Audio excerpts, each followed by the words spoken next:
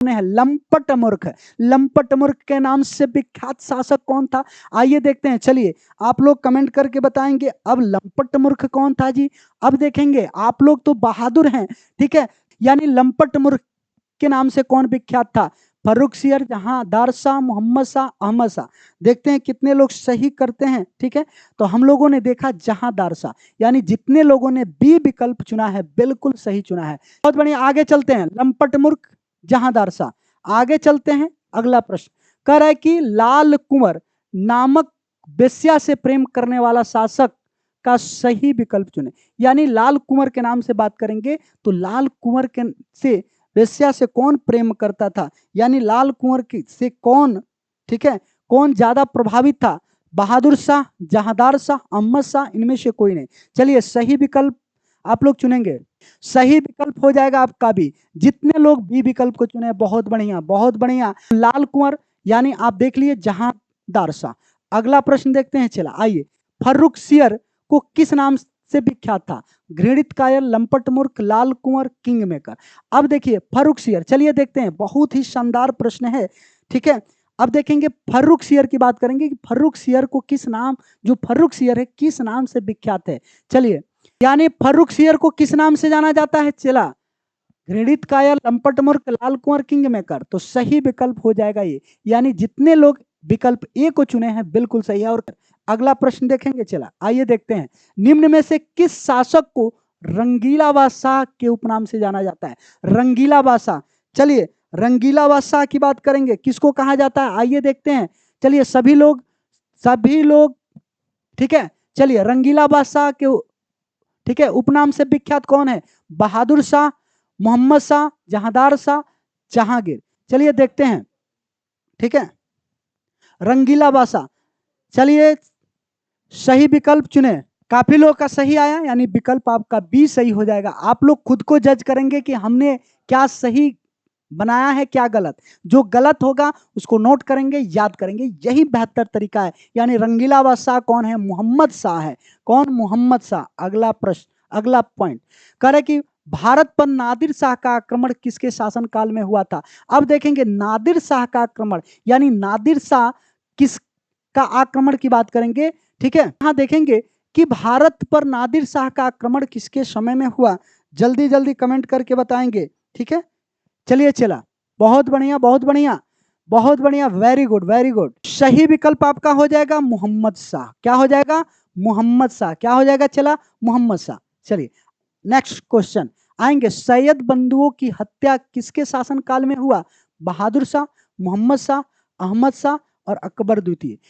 सैयद बंधु, आगे चल के आप देखेंगे सैयद बंधुओं की हत्या हो जाती है। और सैयद बंधु की हत्या किसके समय में होगा?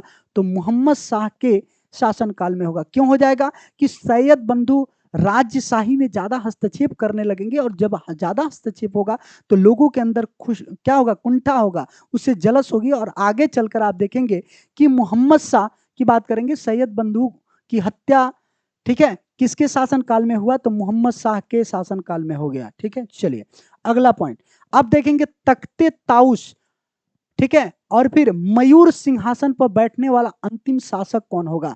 अख्तर, ठीक है, बहादुर शाह, अकबर द्वितीय, शाह, ठीक है, अहमद शाह, ठीक है।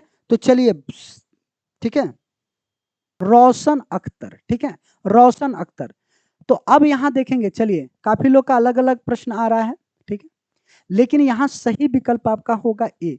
क्योंकि आप देखेंगे कि इनका उपनाम जो था क्या था? रोशन अख्तर भी था। उपनाम क्या था? रोशन अख्तर था। और रोशन अख्तर था, इसीलिए कभी कभी एग्जाम में आप इस पॉइंट को भी देखना है, ठीक है। सही विकल्प आपका ए हो जाएगा। अगला, अब देखेंगे ईरान का नेपोलियन किसे कहा जाता है? ईरान का नेपोलियन की बात करेंगे, सिकंदर, नादिर शाह, अहमद शाह, दुर्रानी, इनमें से कोई नहीं, ठीक है। ईरान का नेपोलियन किसे कहा जाता है? चला जल्दी कमेंट करके आप लोग बताएंगे ईरान का नेपोलियन। चलिए अब देखेंगे, सही विकल्प आपका हो जाएगा नादिर शाह। जितने लोगों ने विकल्प बी को चुना है बिल्कुल सही चुना है, ठीक है। चलिए नेक्स्ट क्वेश्चन पे चलते हैं। नेक्स्ट क्वेश्चन आप देखेंगे, अवध के स्वतंत्र राज्य की नींव किसने रखा? यानी अवध के स्वतंत्र राज्य का नींव किसके द्वारा डाला गया? निजामुल मुल्क, अलीवर्दी खां, सआदत खां, ए और बी। चलिए देखते हैं इस प्रश्न को कितने लोग सही करते हैं। यहां होगा अवध कि स्वतंत्र राज्य का नींव किसने रखा था? चलिए किसने रखा था, चला बताएंगे। अब देखिए आप पहले पढ़ें, पढ़ने के बाद क्वेश्चन बनाए, तो आप क्या हो गए, रिफ्रेश भी हो गए, चीजों को समझे, समझने के बाद आप प्रश्न भी बनाए। तो अब क्या हो गया, जितना आपने प्रश्न बनाया ये आपको लॉन्ग टर्म मेमोरी में जाता है, यानी लंबे समय तक आपको याद रहता है, और यही एग्जाम में आपके लिए अत्यंत फायदेमंद होगा। चले ठीक है, चलिए आगे चलते हैं। अब हम लोग आगे बढ़ेंगे। अब अगला देखेंगे, अब देखेंगे अहमद शाह। अहमद शाह को देखेंगे, किसको देखेंगे, अहमद शाह को देखेंगे। चला ठीक है, अहमद शाह का शासन काल आ जाएगा, और अहमद शाह देखेंगे 1748 से 1754 ईस्वी तक अहमद शाह रहेंगे। ठीक है, मोहम्मद मोहम्मद शाह की मृत्यु के पश्चात उसका पुत्र अहमद शाह राजगद्दी पे बैठा। ठीक है, 1748 ईस्वी में अहमद शाह अब्दाली ने भारत पे आक्रमण किया। अब ये पॉइंट आपको अत्यंत महत्वपूर्ण हो जाएगा, यानी पूछा जाएगा कि अहमद शाह अब्दाली का आक्रमण भारत पे किसके शासनकाल में हुआ? तो अहमद शाह के शासनकाल में हुआ। अब देखिए यहाँ पे अहमद शाह दे रहा है, यहाँ अहमद शाह अब्दाली, और यहाँ अहमद शाह। तो यहाँ आपको अब याद नहीं करना है, अ से अहमद शाह, अ से अहमद शाह अब्दाली। ठीक है, तो यहाँ एक जो पॉइंट है सेम मिल रहा है। ठीक है, बस अब्दाली जुड़ा हुआ है, तो ये आपके लिए महत्वपूर्ण होगा, यानी पूछा जाएगा। बहुत सारी चीजें हैं, आपको रटना नहीं है। यानी अहमद शाह अब्दाली के समय, ठीक है, अहमद शाह अब्दाली जब आक्रमण किया भारत पे, कौन शासक था? अहमद शाह था। कौन था? चला अहमद शाह था, याद रखेंगे। ठीक है, चलिए राजकीय कामकाज का नेतृत्व राजमाता अदम बाई के हाथों में था। यानी आप देखेंगे जब अहमद शाह राजगद्दी पे था, उस समय उसके कार्यकाज का पूरा कार्यभार किसके हाथ में था? उधम बाई के हाथों में था। ठीक है, इसमें पूरे में आपको एक पॉइंट एकदम याद रखना है, यानी अहमद शाह जब भारत पे आक्रमण किया, कब किया? 1748 में। किसका शासन था? तो अहमद शाह का था। अहमद शाह का शासनकाल 1748 से 1754 तक। ठीक है, चलिए नेक्स्ट पॉइंट पे चलेंगे। अब देखेंगे आलमगीर द्वितीय। आलमगीर द्वितीय देखेंगे, चला इनका शासनकाल कब से कब तक होगा? 1758 से लेके 1759 तक। यानी शाह आलम द्वितीय की बात करेंगे, शाह आलम द्वितीय, इनका शासनकाल होगा 1758 से लेके 1759 तक। ठीक है, इसी समय देखेंगे कि प्लासी का युद्ध होगा, यानी शाह आलम, ठीक है, यहां देखेंगे आलमगीर जब द्वितीय होंगे उसी समय, ठीक है, प्लासी का युद्ध होगा। प्लासी युद्ध के समय मुगल सम्राट था। ठीक है, मुगल सम्राट की बात करेंगे तो आलमगीर द्वितीय जब प्लासी का युद्ध हुआ उसी समय क्या था? सम्राट था। प्लासी का युद्ध की बात करेंगे तो 1757 में हुआ। अंग्रेज, यहां अंग्रेज कर लेंगे। ठीक है, अंग्रेज क्लाइव था।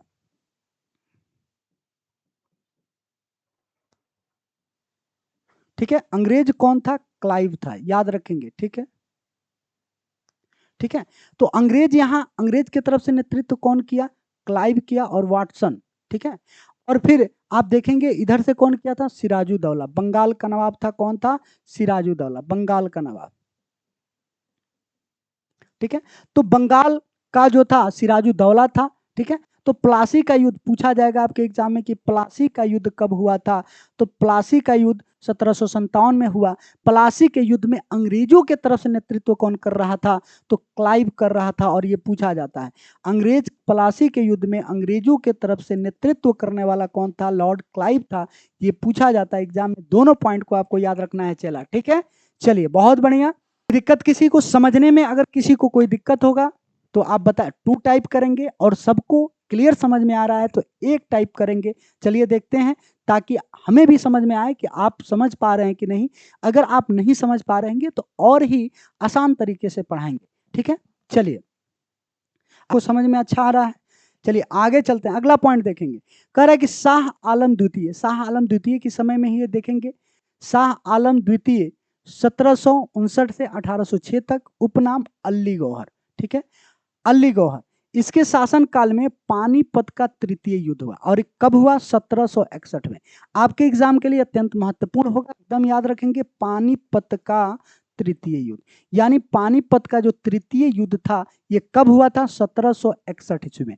पानीपत का तृतीय युद्ध की बात करेंगे कब हुआ था? चला 1761 ईस्वी में हुआ था। कब हुआ था? 1761 ईस्वी में। इसमें आप देखेंगे अहमद शाह अब्दाली और फिर मराठों के बीच युद्ध हुआ। यानी पानीपत की युद्ध की बात करेंगे तो इसमें एक तरफ से अहमद शाह लड़ रहा था, दूसरे तरफ से मराठा थे।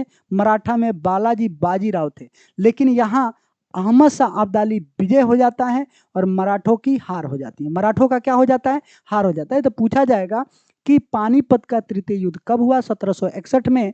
विजेता कौन रहा? तो अहमद शाह अब्दाली रहा। और उपविजेता यानी हार कौन गया? तो मराठा जो है ये हार गया। तो याद रखेंगे, ठीक है। चलिए नेक्स्ट पॉइंट चला। चलिए बक्सर का युद्ध। भारत में अंग्रेजों के लड़े गए युद्धों में सबसे महत्वपूर्ण युद्ध जो था वो कौन था? बक्सर का युद्ध था, ठीक है।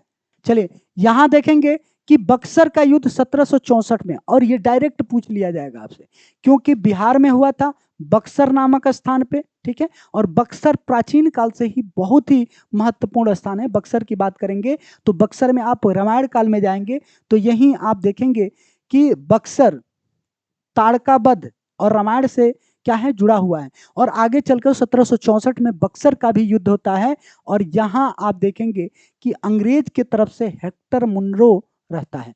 यानी अंग्रेज की तरफ से हेक्टर मुनरो रहता है और फिर एक तरफ तीन सबसे प्रबल शक्ति रहती है, यानी मीर कासिम, बंगाल का नवाब।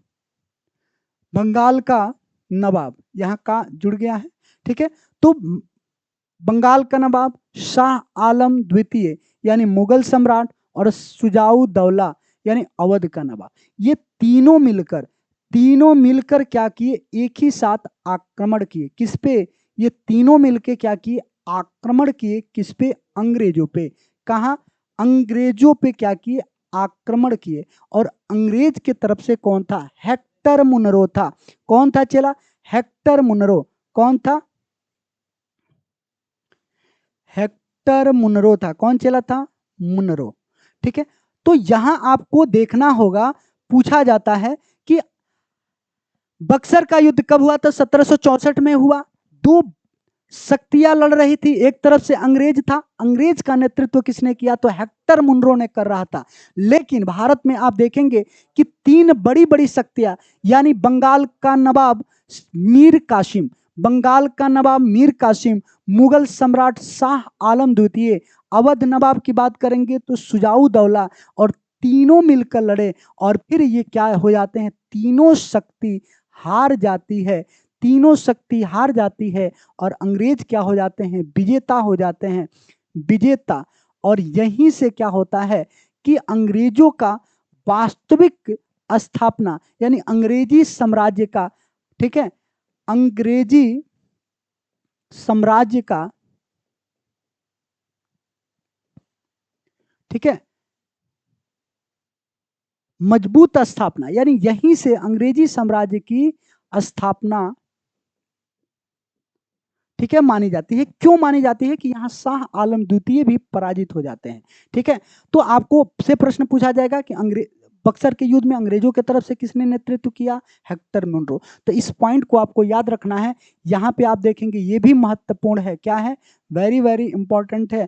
यहाँ देखेंगे ये तीनों पॉइंट महत्वपूर्ण है, आप याद रखेंगे। कोई आगे चलते हैं। अगला पॉइंट, इलाहाबाद की संधि। जब बक्सर का युद्ध हो जाएगा 1764 में, उसके बाद से क्या होगा? इलाहाबाद का संधि होगा। इलाहाबाद का संधि की बात करेंगे 1765, और ये देखेंगे ये अत्यंत महत्वपूर्ण है पॉइंट, क्योंकि बहुत सारे एग्जामों में आप देखेंगे, बिहार के ही कई एग्जामों में लगातार यही पूछा गया है कि इलाहाबाद का संधि कब हुआ था? तो 1765 में हुआ था। कब हुआ था? चला 1765, और ये महत्वपूर्ण है, ठीक है, 1765। अब देखेंगे जब इलाहाबाद का संधि हुआ उस समय आप देखेंगे कि अंग्रेज की तरफ से कौन था? क्लाइव था। अंग्रेज की तरफ से क्लाइव था, ठीक है। और इधर से शाह आलम द्वितीय और सिराजू दौला, ठीक है। शाह आलम द्वितीय और सिराजू दौला के बीच क्या हुआ? इलाहाबाद का संधि 1765 में हुआ। और पूछा जाता है कि निम्नलिखित में से इलाहाबाद का संधि किसके किसके बीच में हुआ? तो क्लाइव और फिर शाह आलम द्वितीय और सुजाऊ दौला, ठीक है, तो ये भी पॉइंट जो है महत्वपूर्ण है, आपको याद रखना होगा। चलिए परिणाम क्या हुआ इस संधि से, क्या हुआ इस संधि के तहत कंपनी को बंगाल, बिहार और उड़ीसा तीनों की दीवानी मिल गई। क्या मिल गई जी? तीनों का दीवानी मिल गई। दीवानी का मतलब होता है कि भू राजस्व वसूलने का अधिकार, यानी जो भू राजस्व है उसको वसूलने का अधिकार मिल गया। और ये बहुत ही महत्वपूर्ण है। जब किसी भी व्यक्ति को टैक्स वसूलने का अधिकार मिल जाएगा तो अब टैक्स वसूलेगा तो क्या करेगा कि टैक्स जब वसूलेगा तो फिर ये मजबूत होगा। ठीक है, तो यहाँ पे पूछा जाएगा कि इलाहाबाद के संधि के बाद किस किस राज्यों की दीवानी अंग्रेजों को मिली? तो बिहार, बंगाल, बिहार और उड़ीसा। और आपको पता है कि एक समय बंगाल, बिहार और उड़ीसा तीनों एक था, लेकिन आगे समय पे धीरे धीरे दोनों अलग हुआ। ठीक है, दोनों क्या हुआ? अलग होते गया। यानी बंगाल की बात करेंगे तो बंगाल आप देखेंगे, बंगाल आगे आप पढ़ेंगे, यानी कि आप देखेंगे 1905 में। ठीक है, सॉरी,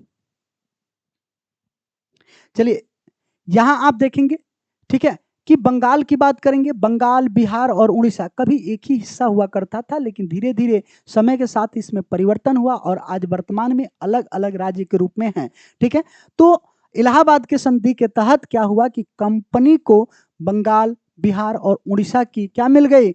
दीवानी मिल गई, यानी राजस्व वसूलने का अधिकार मिल गया। तो तीनों पॉइंट को याद रखेंगे। इलाहाबाद का संधि 1765 किसके किसके बीच हुआ?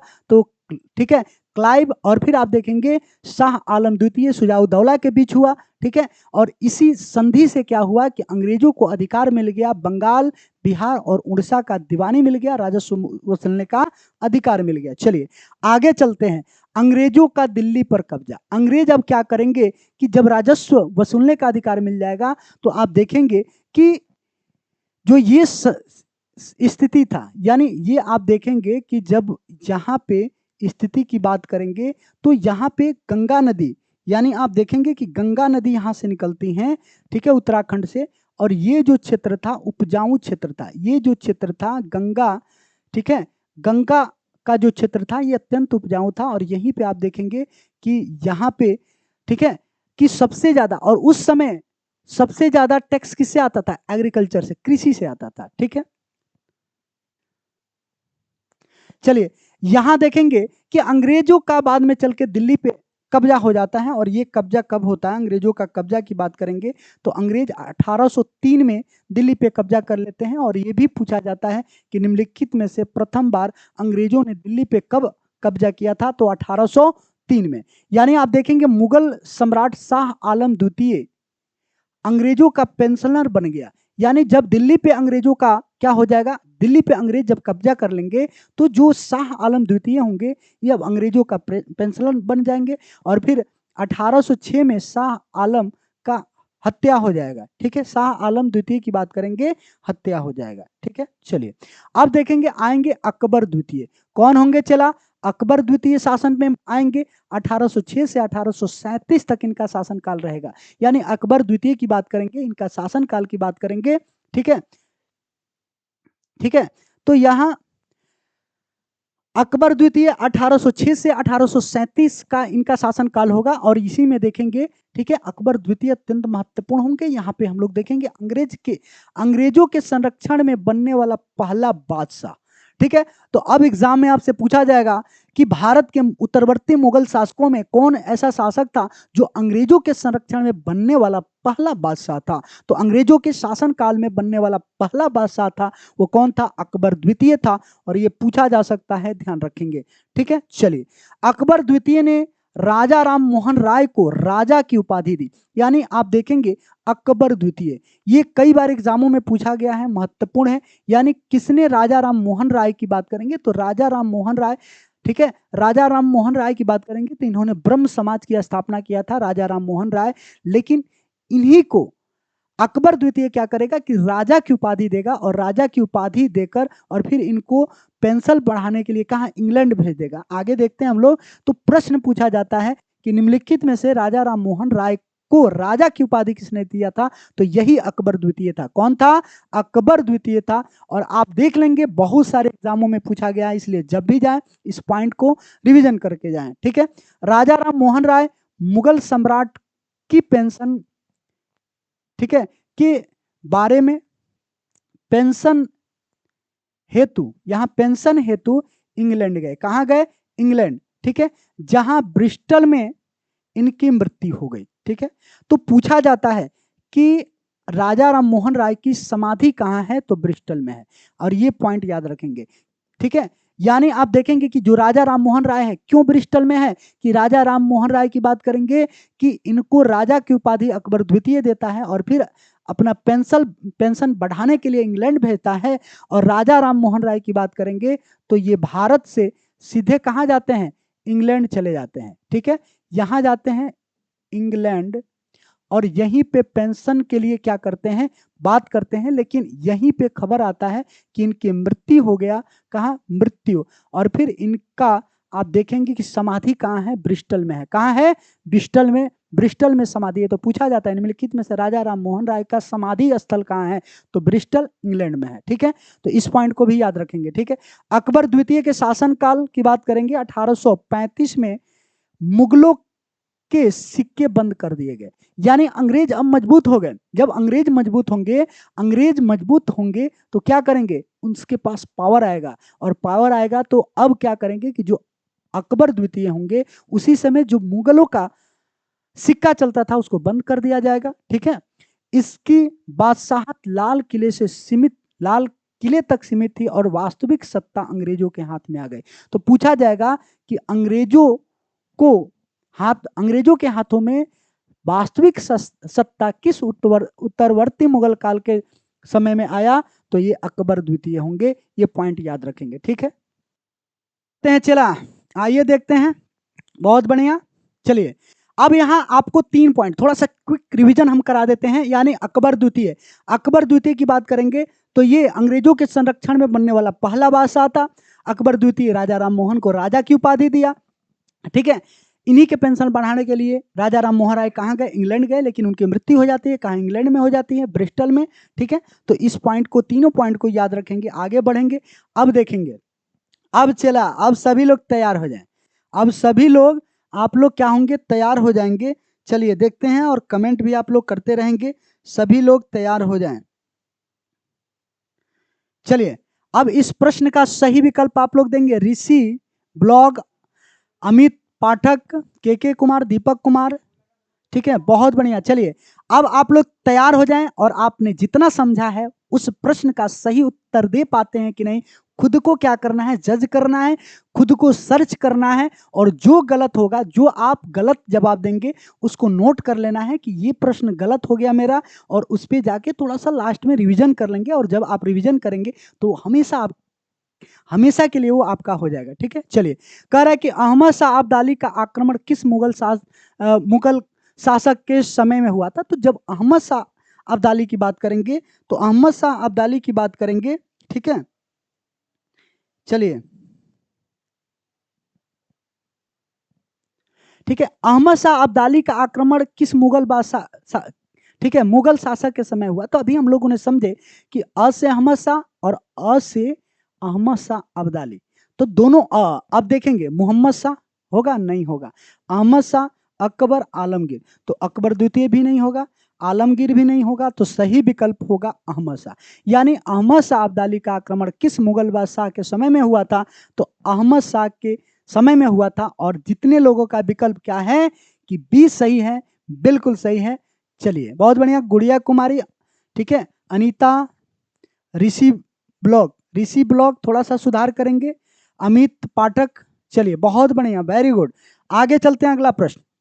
आप देखेंगे प्लासी का युद्ध कब हुआ था? प्लासी का युद्ध एकदम प्यारा प्रश्न है। और देखेंगे कि छोटे छोटे एग्जाम में जो छोटे प्रश्न होते हैं वो गलत नहीं होना चाहिए, क्योंकि छोटे प्रश्न अगर आप गलत करते हैं तो एग्जाम से बाहर हो सकते हैं। इसलिए छोटे छोटे प्रश्नों को एकदम याद रखें। ठीक है, चलिए, 1757, 1765, 1761, 1764, और उम्मीद करता हूं किसी का गलत नहीं होना चाहिए।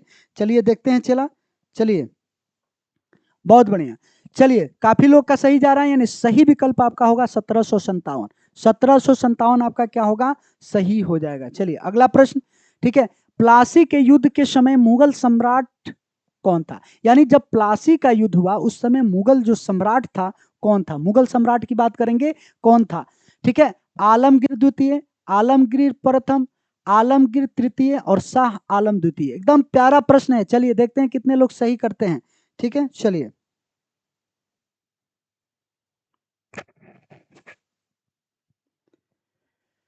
चलिए बहुत बढ़िया, काफी लोग का सही जा रहा है। चलिए बहुत बढ़िया, जिन लोगों ने सही विकल्प चुना है, विकल्प ए चुना है, बिल्कुल सही, आलमगीर द्वितीय। कौन था? आलमगीर द्वितीय था। ठीक है, चलिए आलमगीर द्वितीय। चलिए आगे चलेंगे, नेक्स्ट क्वेश्चन पे चला। कह रहा है कि प्लासी के युद्ध के लिए सही विकल्प नहीं है। अब एक पॉइंट को थोड़ा सा ध्यान में रखेंगे कि आजकल का जो एग्जाम है उसका ट्रेंड पहले के प्रश्नों से बदल चुका है। यानी जब आप क्वेश्चन पढ़ेंगे, क्वेश्चन के जब लास्ट पढ़ाव आएगा, अंतिम छोड़ा आएगा, वहां पे क्वेश्चन पूछ लिया जाएगा कि निम्नलिखित में से है या नहीं है। उसी समय आपको सबसे ज्यादा सतर्कता की जरूरत होती है, क्योंकि एक प्रेशर क्रिएट होता है आपके ऊपर। जब प्रेशर में आप नहीं को है और है को नहीं पढ़ के जाते हैं और जाना हुआ प्रश्न गलत कर देते हैं, ये छोटी छोटी गलती नहीं करना है। यानी प्लासी के युद्ध में सही विकल्प नहीं है। अब यहां हमको 4 विकल्प दिया गया, 4 में 3 सही है, 1 गलत है, गलत को चुनना है। कह रहा है कि प्लासी का युद्ध 1757 में हुआ था, सही है गलत है? चलिए बिल्कुल सही है। ठीक है, चलिए अब देखेंगे, अंग्रेजों के तरफ से नेतृत्व क्लाइव कर रहा था। ठीक है, अंग्रेजों के तरफ से क्लाइव कर रहा था, सही है गलत है?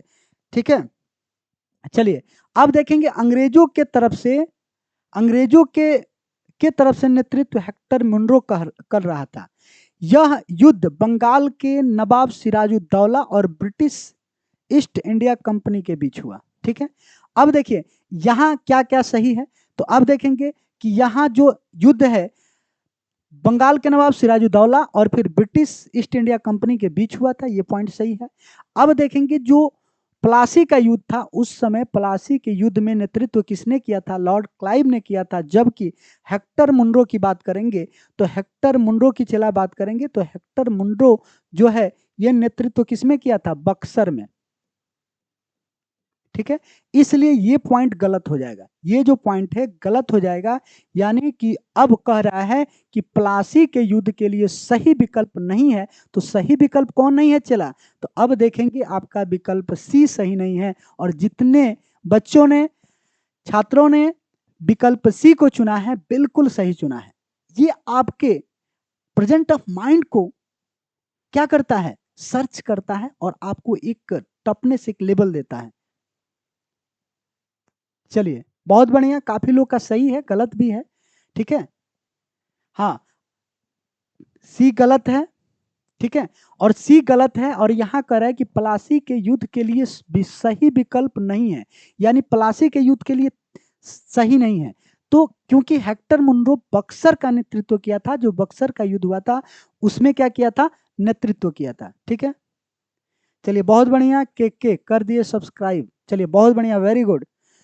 चलिए अगला प्रश्न देखेंगे, अगला पॉइंट कह रहा है कि पानीपत का तृतीय युद्ध हुआ था। अब देखेंगे, एकदम प्यारा प्रश्न है, पानीपत का तृतीय युद्ध किसके कब हुआ था? चलिए देखते हैं कितने लोग सही करते हैं। पानीपत के तृतीय युद्ध, चलिए 1757, 1761, 1764, 1765। चलिए देखते हैं।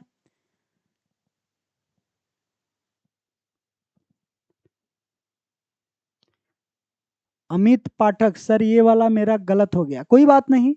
देखिए गलत से मतलब नहीं है, गलत होना चाहिए। अगर गलत हो जाता है तभी तो आप सही करेंगे।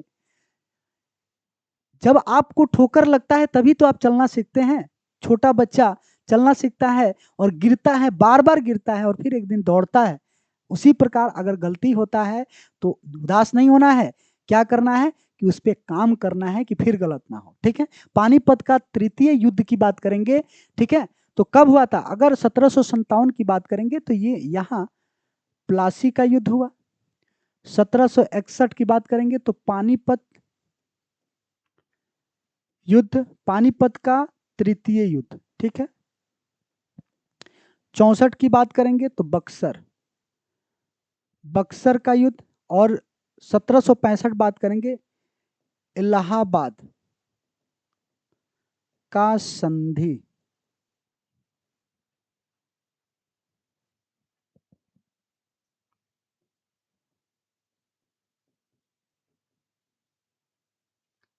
ठीक है, तो यहां देखेंगे अब सही विकल्प आपका कौन सा हो जाएगा, विकल्प बी। चलिए, बहुत बढ़िया गुड़िया कुमारी।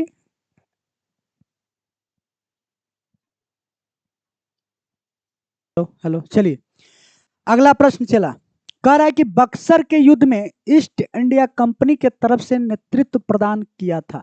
अब देखेंगे बक्सर के तरफ से, ठीक है, बक्सर का जब युद्ध हुआ उस समय अंग्रेजों के तरफ से, ईस्ट इंडिया कंपनी के तरफ से नेतृत्व किसने प्रदान किया था, ठीक है, किसने प्रदान किया था, ठीक है, तो यहां देखेंगे किसने प्रदान किया था, चला, यानी बक्सर के युद्ध में ईस्ट इंडिया कंपनी के तरफ नेतृत्व प्रदान किया था। अब किसने किया था, क्लाइव ने, हेक्टर मुनरो ने, शाह आलम ने, ए और बी। चलिए देखते हैं, चलिए बहुत बढ़िया। हाँ देखेंगे, कह रहा है कि बक्सर के युद्ध में आप देखेंगे तो सही विकल्प क्या होगा, हेक्टर मुनरो।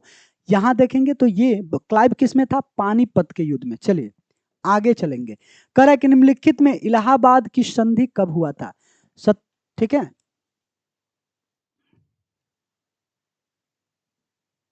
1764, 1765, 1766, 1755। चलिए कमेंट करके सभी लोग बताएं सही विकल्प क्या हो जाएगा, सही बताएंगे आप लोग, ठीक है। इलाहाबाद का संधि कब हुआ था, इलाहाबाद की संधि की बात करेंगे, चलिए, क्योंकि अभी हम लोगों ने चर्चा किया इलाहाबाद का संधि कब हुआ था, बक्सर का युद्ध होगा 1764 में, और बक्सर के युद्ध के बाद क्या होगा, उसके बाद से इलाहाबाद का संधि होगा 1765 में। यानी जितने लोगों ने 65 चुना है वो बिल्कुल सही है, ठीक है। चलिए आगे चलते हैं, अगला पॉइंट कह रहा है कि इलाहाबाद की संधि किसके बीच नहीं हुआ, सही विकल्प चुने। अब देखेंगे कि इलाहाबाद का संधि की बात करेंगे तो किसके किसके बीच हुआ, हम लोगों ने समझा कि इलाहाबाद की जब संधि होती है तो अंग्रेज की तरफ से कौन रहते हैं, ठीक है, अंग्रेज की तरफ से, और फिर ठीक है, तो यहां कह रहा है कि अंग्रेज की तरफ से हेक्टर मुनरो, अंग्रेज क्लाइव, मुगल सम्राट शाह आलम द्वितीय, अवध के नवाब शुजाउद्दौला। ठीक है, तो हम लोगों ने देखा कि जब इलाहाबाद की संधि होता है तो मुगल सम्राट शाह आलम द्वितीय रहते हैं, अवध के नवाब शुजाउद्दौला रहते हैं। अब इसमें चुनना है कि सही विकल्प आपका क्या हो जाएगा, ठीक है, ठीक है।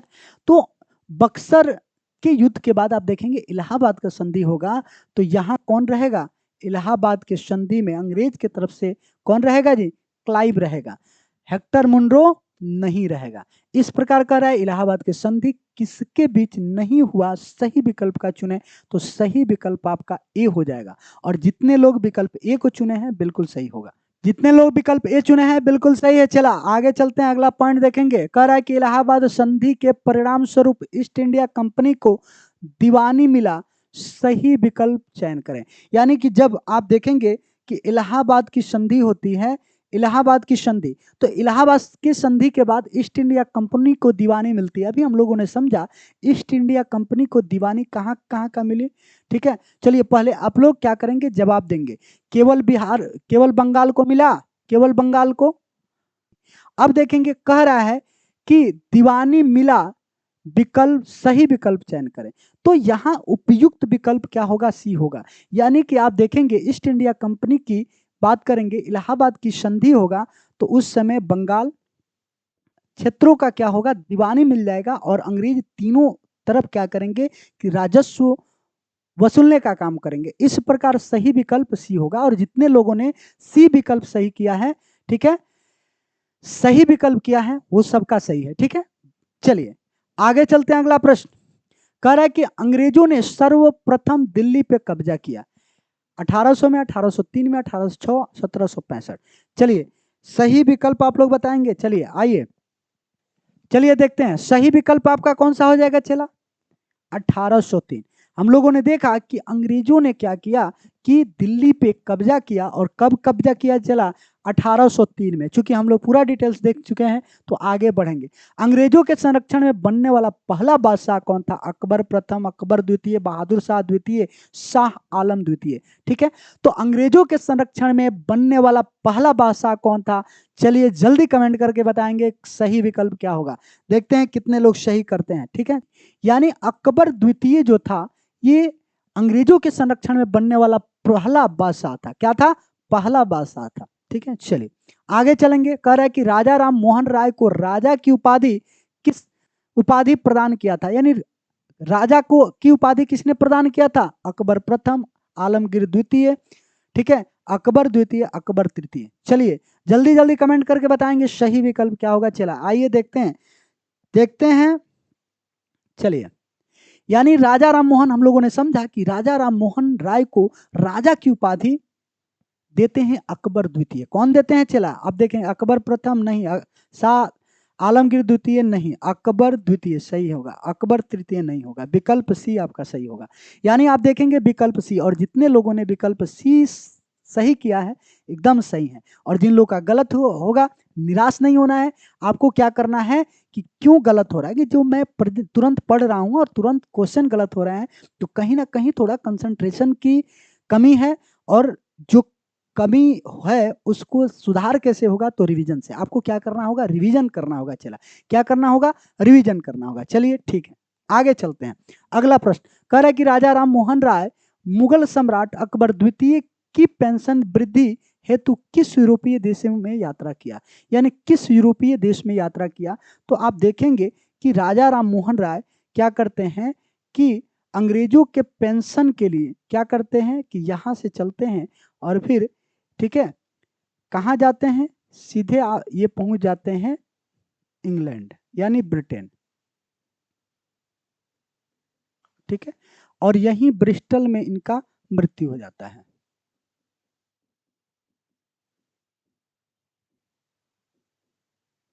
ठीक है, तो पुर्तगाल होगा? नहीं होगा। इंग्लैंड होगा? बिल्कुल होगा। स्पेन होगा? नहीं होगा। फ्रांस होगा? नहीं होगा।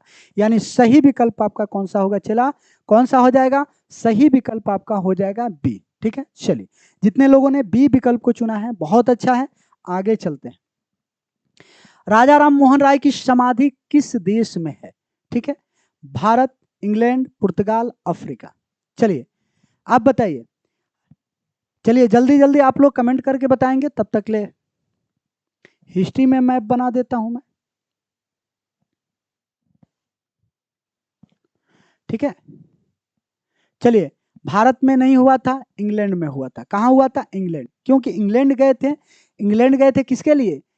अकबर द्वितीय के पेंशन बढ़ाने के लिए। ठीक है, चलिए बहुत बढ़िया, जितने लोगों ने बी विकल्प को चुना है बिल्कुल सही है। आगे चलते हैं।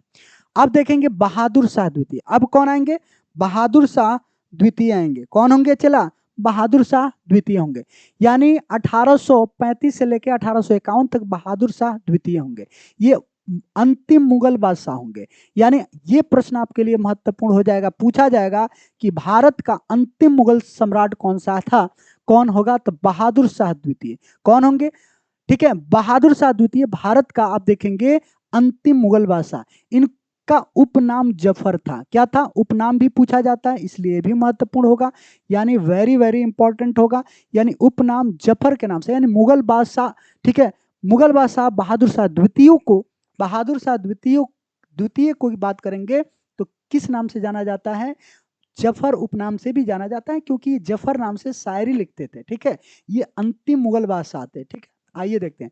1857 के विद्रोह में भाग लेने के कारण लेफ्टिनेंट हडसन, ठीक है, लेफ्टिनेंट हडसन हुमायूं के मकबरे से गिरफ्तार किया। कहां से? हुमायूं के मकबरे से गिरफ्तार कर मुकदमा चलाया। क्या किया? मुकदमा चलाया, और बहादुर शाह जफर को निर्वासित कर रंगून भेज दिया गया। कहां? रंगून भेज दिया गया, जहां 1862 में इनकी मृत्यु हो जाती है। ठीक है, 1800। ठीक है, तो अब देखेंगे रंगून कहाँ है। चला रंगून की अगर हम बात करेंगे, रंगून आइए ले चलते हैं तो म्यांमार।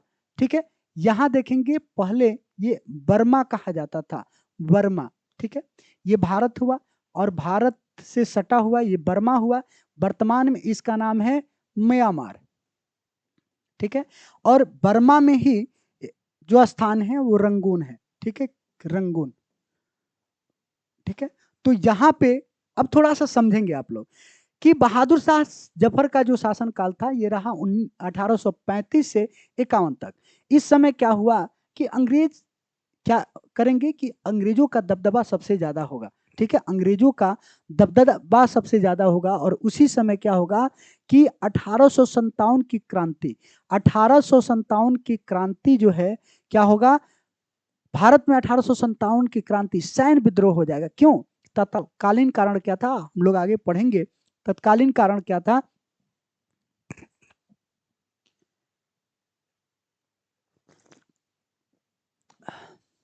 हेलो हेलो, चलिए तत्कालीन कारण की बात करेंगे। तो तत्कालीन कारण क्या था, चर्बी वाला करतूस। जब हम लोग 1857 की क्रांति का पूरा क्लास करेंगे वहां समझेंगे, ठीक है। तो 1857 का विद्रोह हुआ, तो पूछा जाता है किस मुगल शासक के समय 1857 की क्रांति हुआ था, तो ये हुआ था आपका बहादुर शाह द्वितीय, ठीक है। भारत का अंतिम शासक मुगल बादशाह कौन था, तो बहादुर शाह द्वितीय, ठीक है, लेफ्टिनेंट, ठीक है। 1857 की क्रांति में बहादुर शाह द्वितीय को कहां से पकड़ा गया, तो हुमायूं के मकबरा से पकड़ा गया था। किसने पकड़ा था, तो लेफ्टिनेंट हडसन ने पकड़ा था, ठीक है। उसके बाद से इस पे क्या किया गया, मुकदमा चलाया गया, और मुकदमा चलाकर कहां भेज दिया गया, निर्वासित कर दिया गया, कहां, रंगून, ठीक है। और फिर अंतोगत्वा मृत्यु कब हो जाती है, तो आप देखेंगे 1862 में, ठीक है। जितने पॉइंट पे मैंने वीवीआई लिखा है वो बिल्कुल आपके एग्जाम में पूछे जाएंगे, ठीक। चलिए, तो यहां जितने पे मैंने वीवीआई लिखा है ये सारे को आपको याद रखना है। चलिए आगे चलते हैं। भारत का अंतिम मुगल बादशाह कौन था, भारत का अंतिम मुगल बादशाह अकबर द्वितीय, बहादुर शाह द्वितीय, आलमगीर द्वितीय, ए और बी, ठीक है। चलिए इसका सही विकल्प आप लोग चुनेंगे। भारत का अंतिम मुगल बादशाह कौन था, बहादुर शाह द्वितीय। कौन था चला, बहादुर शाह द्वितीय। जितने लोगों ने बहादुर शाह द्वितीय को, ठीक है, बहादुर शाह द्वितीय, चलते हैं अगले पॉइंट पे। अगला पॉइंट देखेंगे, कह रहा है कि 1857 के विद्रोह का नेतृत्व करने वाला मुगल बादशाह निम्न में कौन था, बहादुर शाह जफर, आलमगीर द्वितीय, आलमगीर जफर और अकबर। चलिए इस प्रश्न का सही जवाब कितने लोग देखते हैं, और हमें उम्मीद है कि आप सभी लोग देंगे, ठीक है। चलिए 1857 के विद्रोह में नेतृत्व करने वाला कौन था, बहादुर शाह जफर था। क्योंकि बहादुर शाह को जफर उपनाम से भी जाना जाता था, क्योंकि बहादुर शाह जफर जो थे जफर नाम से शायरी लिखते थे, ठीक है। चलिए अगला पॉइंट कह रहा है कि ये पॉइंट एक्स्ट्रा हो गया है, ठीक है। बहादुर शाह जफर को किस अंग्रेज ने हुमायूं के मकबरा हुमायूं के मकबरा से गिरफ्तार किया था। यहां थोड़ा सा पॉइंट छूट गया है। हुमायूं के मकबरे यानी बहादुर शाह जफर को किस अंग्रेज ने हुमायूं के मकबरा से पकड़ा था या गिरफ्तार किया था, तो क्लाइव, हडसन, हेक्टर मुनरो, ए, बी और सी। चलिए देखते हैं। हडसन, विकल्प बी सही होगा। जितने लोगों ने बी विकल्प चुना है बिल्कुल सही चुना है। चलिए आगे चलते हैं। चला अगला प्रश्न, ठीक है। बहादुर शाह को कहां निर्वासित कर भेजा गया था, इंग्लैंड में, बर्मा में, रंगून में, काबुल में, ठीक है। अब यहां देखेंगे बर्मा, रंगून, ठीक है। तो चलिए सही विकल्प क्या होगा, जल्दी जल्दी आप लोग बताएंगे। चलिए बहुत बढ़िया, very good very good very good, Ajay Kumar. चलिए अब यहां थोड़ा सा कंफ्यूजन है, ठीक है। जैसे बर्मा, बहुत लोग बर्मा दे रहे हैं, तो बर्मा के अंदर रंगून भेजा गया था, कहां, ठीक है, कहां भेजा गया था, रंगून। एग्जैक्ट पॉइंट जो होगा रंगून होगा, कहां, रंगून। तो सही विकल्प आपका क्या हो जाएगा, सी हो जाएगा, ठीक है। चलिए आगे चलते हैं। अब आप लोग सभी लोग तैयार हो जाएंगे, ठीक है, तैयार हो जाएंगे, क्योंकि अब हम लोग देखने वाले हैं गवर्नर, गवर्नर जनरल और फिर वायसराय। यहां से आप देखेंगे कि अब हम लोग जब भारत में गवर्नर कब बने, वायसराय कब बने, ठीक है, और फिर कब आजाद हुआ, हम लोग गवर्नर जनरल को पहले देखेंगे। अक्सर आप देखेंगे हिस्ट्री में सबसे लास्ट में पढ़ा जाता है, लेकिन ये सबसे महत्वपूर्ण पॉइंट होता है और यहाँ से बहुत सारे एग्जाम में डायरेक्ट प्रश्न लड़ते हैं। ठीक है, तो हम लोग चूंकि कम समय है इसलिए सबसे पहले हम लोग गवर्नर जनरल को देखेंगे। ठीक है, उसके बाद से अन्य पॉइंट को देखेंगे। ठीक है, चलिए आइए देखते हैं। अब देखेंगे गवर्नर जनरल और वायसराय। ठीक है, चलिए अब देखेंगे बंगाल का गवर्नर। ठीक है, रॉबर्ट, यहां टक कर लेंगे रॉबर्ट। ठीक है, रॉबर्ट क्लाइव होगा। ठीक है, तो बंगाल का गवर्नर रॉबर्ट क्लाइव 1757 से 1760 और फिर 1765 से 1767 तक 2 बार रहा है। ठीक है, कितने बार? 2 बार रहा। ठीक है, तो अब यहाँ पे बंगाल के गवर्नर कौन था, उससे महत्वपूर्ण प्रश्न जो जुड़े होंगे उसको देखेंगे, फिर हम लोग प्रश्न बनाएंगे, फिर ऐसे ही पॉइंट देखते आगे बढ़ेंगे। ठीक है, अब देखेंगे बंगाल का गवर्नर 1757 में प्लासी का युद्ध, यानी आप देखेंगे कि बंगाल का गवर्नर कौन था उस समय? रॉबर्ट क्लाइव था। उसी समय आप देखेंगे 1757 में प्लासी का युद्ध हुआ। आपसे पूछा जाएगा ठीक है, कि प्लासी का युद्ध किस गवर्नर के समय में हुआ? तो रॉबर्ट क्लाइव के समय में। ठीक है, बंगाल का प्रथम गवर्नर, तो बंगाल का प्रथम गवर्नर कौन था? रॉबर्ट क्लाइव था। ठीक है, दीवान, अब देखेंगे यहीं पे प्लासी का युद्ध होता है और प्लासी के युद्ध के बाद आप देखेंगे, ठीक है, प्लासी का युद्ध होता है और ठीक है, प्लासी का युद्ध, ठीक है, प्लासी का युद्ध होता है कब? 1757 में। लेकिन आप देखेंगे 1765 से 1767 तक, यानी पुनः फिर रॉबर्ट क्लाइव का आ जाएगा, यानी बक्सर का युद्ध होगा। और बक्सर के युद्ध के बाद यानी आप देखेंगे 1764 में क्या होगा? बक्सर का युद्ध होगा। बक्सर का युद्ध होगा और बक्सर के युद्ध के बाद आप देखेंगे 1765 में रॉबर्ट क्लाइव, ठीक है, फिर क्या होगा कि बंगाल का गवर्नर बनेगा। ठीक है, और उसी समय क्या होगा कि इलाहाबाद का संधि होगा।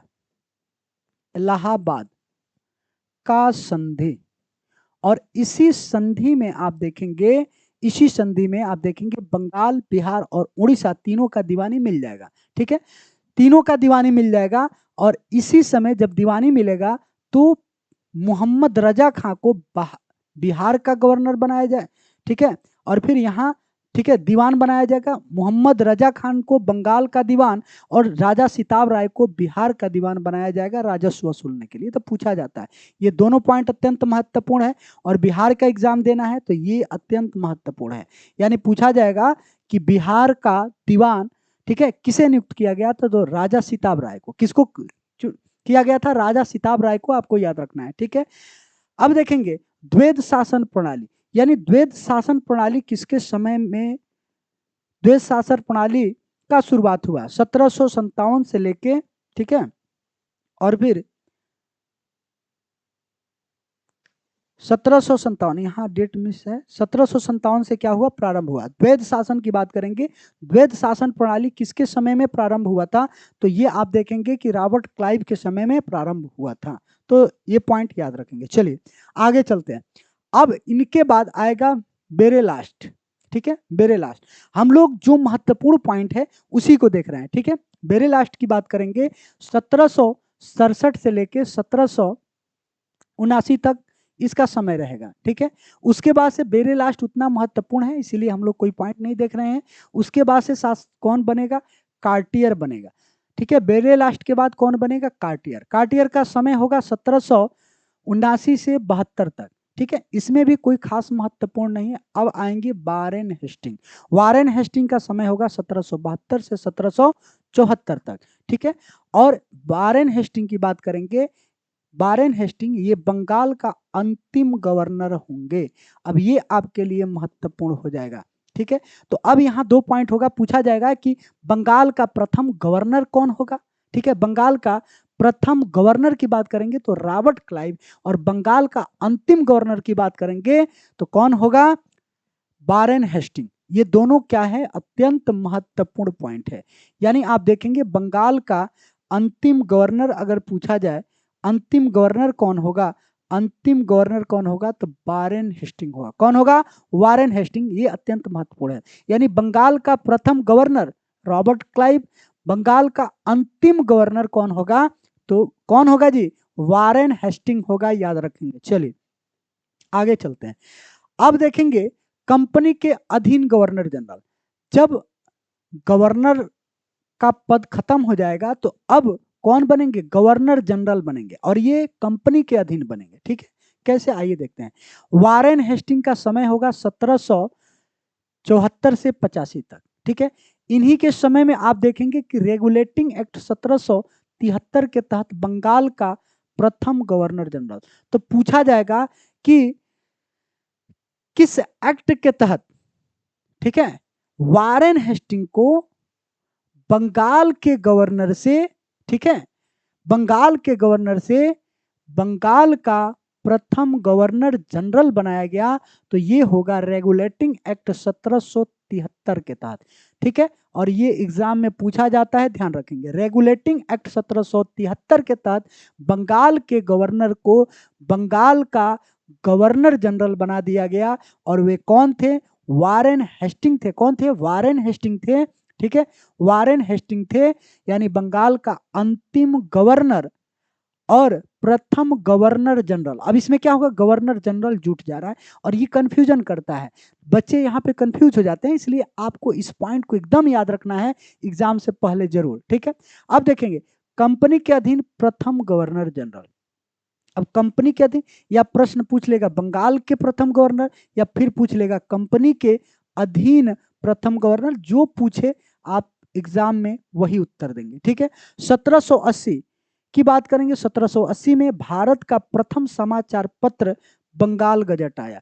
ठीक है, ये जेम्स अगस्ट हिक्की ने इसको लिखा था। तो पूछा जाता है कि भारत का, ठीक है, ठीक है, भारत का प्रथम समाचार पत्र कौन था? कौन था? तो बंगाल गजट था। किसने इसको इसको किसने संपादित किया था? तो जेम्स अगस्टक हिक्की ने। किसने? James Augustus Hicky. और कब ये? तो 1780 में। भारत का प्रथम समाचार पत्र बंगाल गजट। भारत का प्रथम समाचार पत्र बंगाल गजट। ठीक है, चलिए अब देखेंगे 1774 का समय होगा उच्च न्यायालय की स्थापना। यानी उच्च न्यायालय की स्थापना 1774 में। उच्च न्यायालय की स्थापना कहाँ होता है? तो कलकत्ता में होता है, कोलकाता में होता है। उस समय किसका शासनकाल रहता है? वारेन हेस्टिंग का। किसका शासनकाल रहता है? वारेन हेस्टिंग का। ठीक है, वारेन हेस्टिंग को भारत का न्यायिक सेवा का जन्मदाता कहा जाता है। अब ये पॉइंट आपके लिए अत्यंत महत्वपूर्ण हो जाएगा। यानी किसको भारत का न्यायिक, ठीक है, भारत का न्यायिक सेवा का जन्मदाता कहा जाता है? तो ये होगा आपका वारेन हेस्टिंग। कौन होगा चला? वारेन हेस्टिंग, एकदम याद रखेंगे। किसको कहा जाता है? वारेन हेस्टिंग को भारत का न्यायिक सेवा का जनक कहा जाता है, याद रखेंगे। ठीक है, 1784 में विलियम जोन्स के समय मिलकर एशियाटिक सोसाइटी की स्थापना। यानी ये भी पूछा जाता है कि एशियाटिक सोसाइटी की स्थापना कब हुआ था? तो 1784। किसने किया था? तो विलियम जोन्स के सहयोग से मिलकर, ठीक है, विलियम जोन्स के सहयोग से किसने किया था? वारेन हेस्टिंग ने। तो आप देखेंगे कि पूछा जाएगा कि एशियाटिक सोसाइटी की स्थापना किसने किया था? ठीक है, तो वारेन हेस्टिंग विलियम जोन्स की सहायता से। ठीक है, अब देखेंगे 1781 में प्रथम मदरसा की स्थापना हुआ, जो मुस्लिम शिक्षा के लिए महत्वपूर्ण था। कहाँ हुआ? पूछा जाता है कि भारत में प्रथम मदरसा की स्थापना कहाँ हुआ? तो कलकत्ता में हुआ था, याद रखेंगे। इसी समय 1782 में जोनाथन डंकन बनारस संस्कृत विश्वविद्यालय की स्थापना करेंगे। यानी आप देखेंगे कि जोनाथन डंकन ने बनारस में संस्कृत विद्यालय की स्थापना करेंगे, और कई बार एग्जामों में पूछा भी गया है कि किसने सबसे पहले भारत में संस्कृत विद्यालय की स्थापना किया? तो ये होंगे जोनाथन डंकन। कौन होंगे? जोनाथन डंकन, याद रखेंगे। गीता गीता गीता के अंग्रेजी अनुवाद विलियम विल्किंसन को हेस्टिंग के आश्रय प्रदान किया। यानी आप देखेंगे ये महत्वपूर्ण होगा, पूछा जाता है कि श्रीमद् भागवत गीता का अंग्रेजी अनुवाद किसने किया था? तो विलियम विल्किंस ने किया था। विलियम विल्किंस ने। ठीक है, और इसको आश्रय देने का काम कौन किया था? तो हेस्टिंग ने किया था। किसने किया था? हेस्टिंग ने किया था, याद रखेंगे। अब यहाँ आपको ये पॉइंट को एकदम याद रखना है, यानी रेगुलेटिंग एक्ट कब आया? 1773। कंपनी के अधीन प्रथम गवर्नर जनरल वारेन हेस्टिंग, ठीक है। भारत का प्रथम समाचार पत्र बंगाल गजट, ठीक है। उच्च न्यायालय की सबसे पहले स्थापना कहाँ हुआ? कोलकाता में। वारेन हेस्टिंग को क्या कहा जाता है? न्यायिक, ठीक है, सेवा का जन्मदाता कहा जाता है, ठीक है। एशियाटिक सोसाइटी की स्थापना किसने किया था? तो विलियम जोन्स ने के सहयोग से कौन किया था? वारेन हेस्टिंग ने। अब देखेंगे प्रथम मदरसा मुस्लिम शिक्षा के लिए कहाँ? कोलकाता में। जोनाथन डंकन क्या किए थे? तो एक संस्कृत विद्यालय की स्थापना किए थे। और श्रीमद् भागवत गीता का अंग्रेजी में अनुवाद किसने किया था? तो विलियम विल्किंस ने किया था। ये अत्यंत महत्वपूर्ण पॉइंट है, याद रखेंगे। चलिए आगे चलते हैं। कर है कंपनी के अधीन गवर्नर जनरल को पढ़ेंगे। यानी हेस्टिंग ने बंगाली ब्राह्मण नंद कुमार पर झूठा आरोप लगाकर न्यायालय में से फांसी का सजा दिलवा दिया। यानी हेस्टिंग की बात करेंगे तो हेस्टिंग का सबसे गड़बड़ स्थिति था कि वो जो आप देखेंगे एक ब्राह्मण थे पश्चिम बंगाल में, नंद कुमार, उस पर झूठा आरोप लगा के क्या करते हैं? फांसी का सजा दिलवा देता है, ठीक है। कभी कभी एग्जाम में पूछा जाता है, ठीक है, बस जानकारी के लिए। राष्ट्रीय कोषागार कोलकाता से मुर्शिदाबाद किसके समय में आया? ठीक है, तो हेस्टिंग के समय में। कभी कभी पूछा जाता है, ध्यान रखेंगे। आधुनिक भारत का इतिहास 1784 का, ठीक है, पिट्स इंडिया एक्ट, इसके बारे में पूछा जाता है कि पिट्स इंडिया एक्ट कब आया था? तो 1784 में, ध्यान रखेंगे, ठीक है। मराठा युद्ध प्रथम, यहां देखेंगे प्रथम, ठीक है, यहां आप लिख देंगे प्रथम मराठा युद्ध 1775 से 82 हुआ था, ठीक है। और ये युद्ध किस प्रकार समाप्त हुआ? तो सालाबाई के संधि के तहत मराठा का प्रथम युद्ध समाप्त हुआ, ठीक है। मैसूर का दूसरा युद्ध देखेंगे 1780 से 84 तक हुआ, ठीक है। और ये मंगलौर की संधि के तहत समाप्त हुआ। मुगल सम्राट को मिलने वाला पेंशन बंद हो गया। यानी ये पॉइंट को याद रखेंगे कि मुगल सम्राट को मिलने वाला पेंशन किसके समय में बंद हुआ था? तो ये वारेन हेस्टिंग के समय में। किसके समय में? हेस्टिंग के समय में। और सालाना पेंशन कितना मिलता था? 26 लाख मिलता था, ठीक है। सुरक्षा प्रकोष्ठ नीति यानी रिंग फेस नीति 1765 से 1813, ठीक है, में तक था, वारेन हेस्टिंग ने लागू की। यहां आप देखेंगे, ठीक है, किसने लागू किया था? वारेन हेस्टिंग ने। यानी सुरक्षा प्रकोष्ठ नीति, यानी आप देखेंगे रिंग फेस नीति, ठीक है, घेरा का नीति, ठीक है। सुरक्षा प्रकोष्ठ नीति, रिंग फेस नीति, घेरा का नीति, ठीक है, किसने लागू किया था? तो वारेन हेस्टिंग। और बहुत सारे एग्जामों में पूछा गया है और पूछा जाता है, याद रखेंगे, ठीक है। सुरक्षा प्रकोष्ठ रिंग फेस नीति किसने लागू किया था? तो वारेन हेस्टिंग ने। किसने? वारेन हेस्टिंग ने। चला, याद रखेंगे। द्वैध शासन प्रणाली 1772 समाप्त किया किसने? ठीक है, वारेन, ठीक है, यहां देखेंगे वारेन हेस्टिंग। यानी द्वैध शासन प्रणाली पूछा जाता है, द्वैध शासन प्रणाली, ठीक है, किसने हटाया? तो हेस्टिंग ने, ठीक है। लगाया किसने था? तो क्लाइव ने। यानी आप देखेंगे द्वैध शासन प्रणाली, आप देखेंगे तो जब प्लासी का युद्ध होता है उसके बाद से द्वैध शासन लागू हो जाता है। रॉबर्ट क्लाइव ने द्वैध शासन लगाया था और लास्ट में देखेंगे वारेन हेस्टिंग उसको हटा देता है। तो पूछा जाता है कि, ठीक है, तो यहां जरूर याद रखेंगे द्वैध शासन प्रणाली 1772 समाप्त किया वारेन हेस्टिंग। तो याद कैसे करेंगे? लगाया कौन था? क्लाइव ने, ठीक है, क्लाइव होगा यहाँ, क्लाइव। और हटाया किसने? तो हेस्टिंग ने। यानी कि द्वैध शासन प्रणाली रॉबर्ट क्लाइव ने लगाया था, लेकिन हटाया कौन? हेस्टिंग, ठीक है। तो इस पॉइंट को याद रखेंगे। चलिए अब सभी लोग तैयार हो जाएं, चला देखते हैं, सभी लोग अब एक्टिव हो जाएं और यहाँ पे अब प्रश्न बनाने का काम करेंगे, ठीक है। चलिए सभी लोग तैयार हो जाएं। अब इसका सही विकल्प आप लोग चुनेंगे, सही विकल्प आप लोग चुनेंगे। कह रहा है कि कंपनी के अधीन भारत का प्रथम गवर्नर जनरल था Robert Clive, Warren Hasting, Lord Cornwallis, Sir John Macpherson. चलिए चलिए देखते हैं कितना लोग सही करते हैं। बहुत बढ़िया, बहुत बढ़िया। श्रुति कृति, ठीक है। चलिए अंशु झा, बहुत बढ़िया। चलिए चंदा देवी, बहुत बढ़िया, वेरी गुड। चलिए बहुत बढ़िया। सही विकल्प आपका क्या होगा? Warren Hasting. यानी कंपनी के अधीन भारत का प्रथम गवर्नर जनरल कौन था? तो वारेन हेस्टिंग था। कौन था चला? Warren Hasting. ठीक है, हम लोग ने पूरा डिटेल्स देख लिया, इसलिए चर्चा नहीं करेंगे, आगे बढ़ेंगे। बंगाल का प्रथम गवर्नर जनरल कौन था? अब देखेंगे बंगाल का प्रथम गवर्नर जनरल कौन था। बंगाल का प्रथम गवर्नर जनरल, चलिए देखते हैं। चलिए बहुत बढ़िया, चलिए वारेन हेस्टिंग, ठीक है।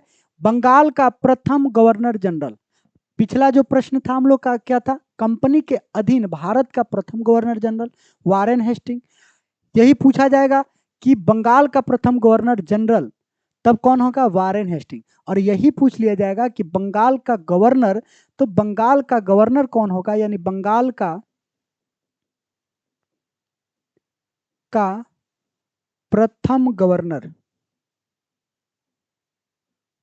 कौन होगा, तो रॉबर्ट क्लाइव होगा। यहाँ पे विकल्प ए सही होगा। चलिए चला जी, आगे चलते हैं। अगला प्रश्न, भारत में द्वैध शासन प्रणाली प्रारंभ करने वाले थे Robert Clive, Cartier, Warren Hasting, वेरेलास।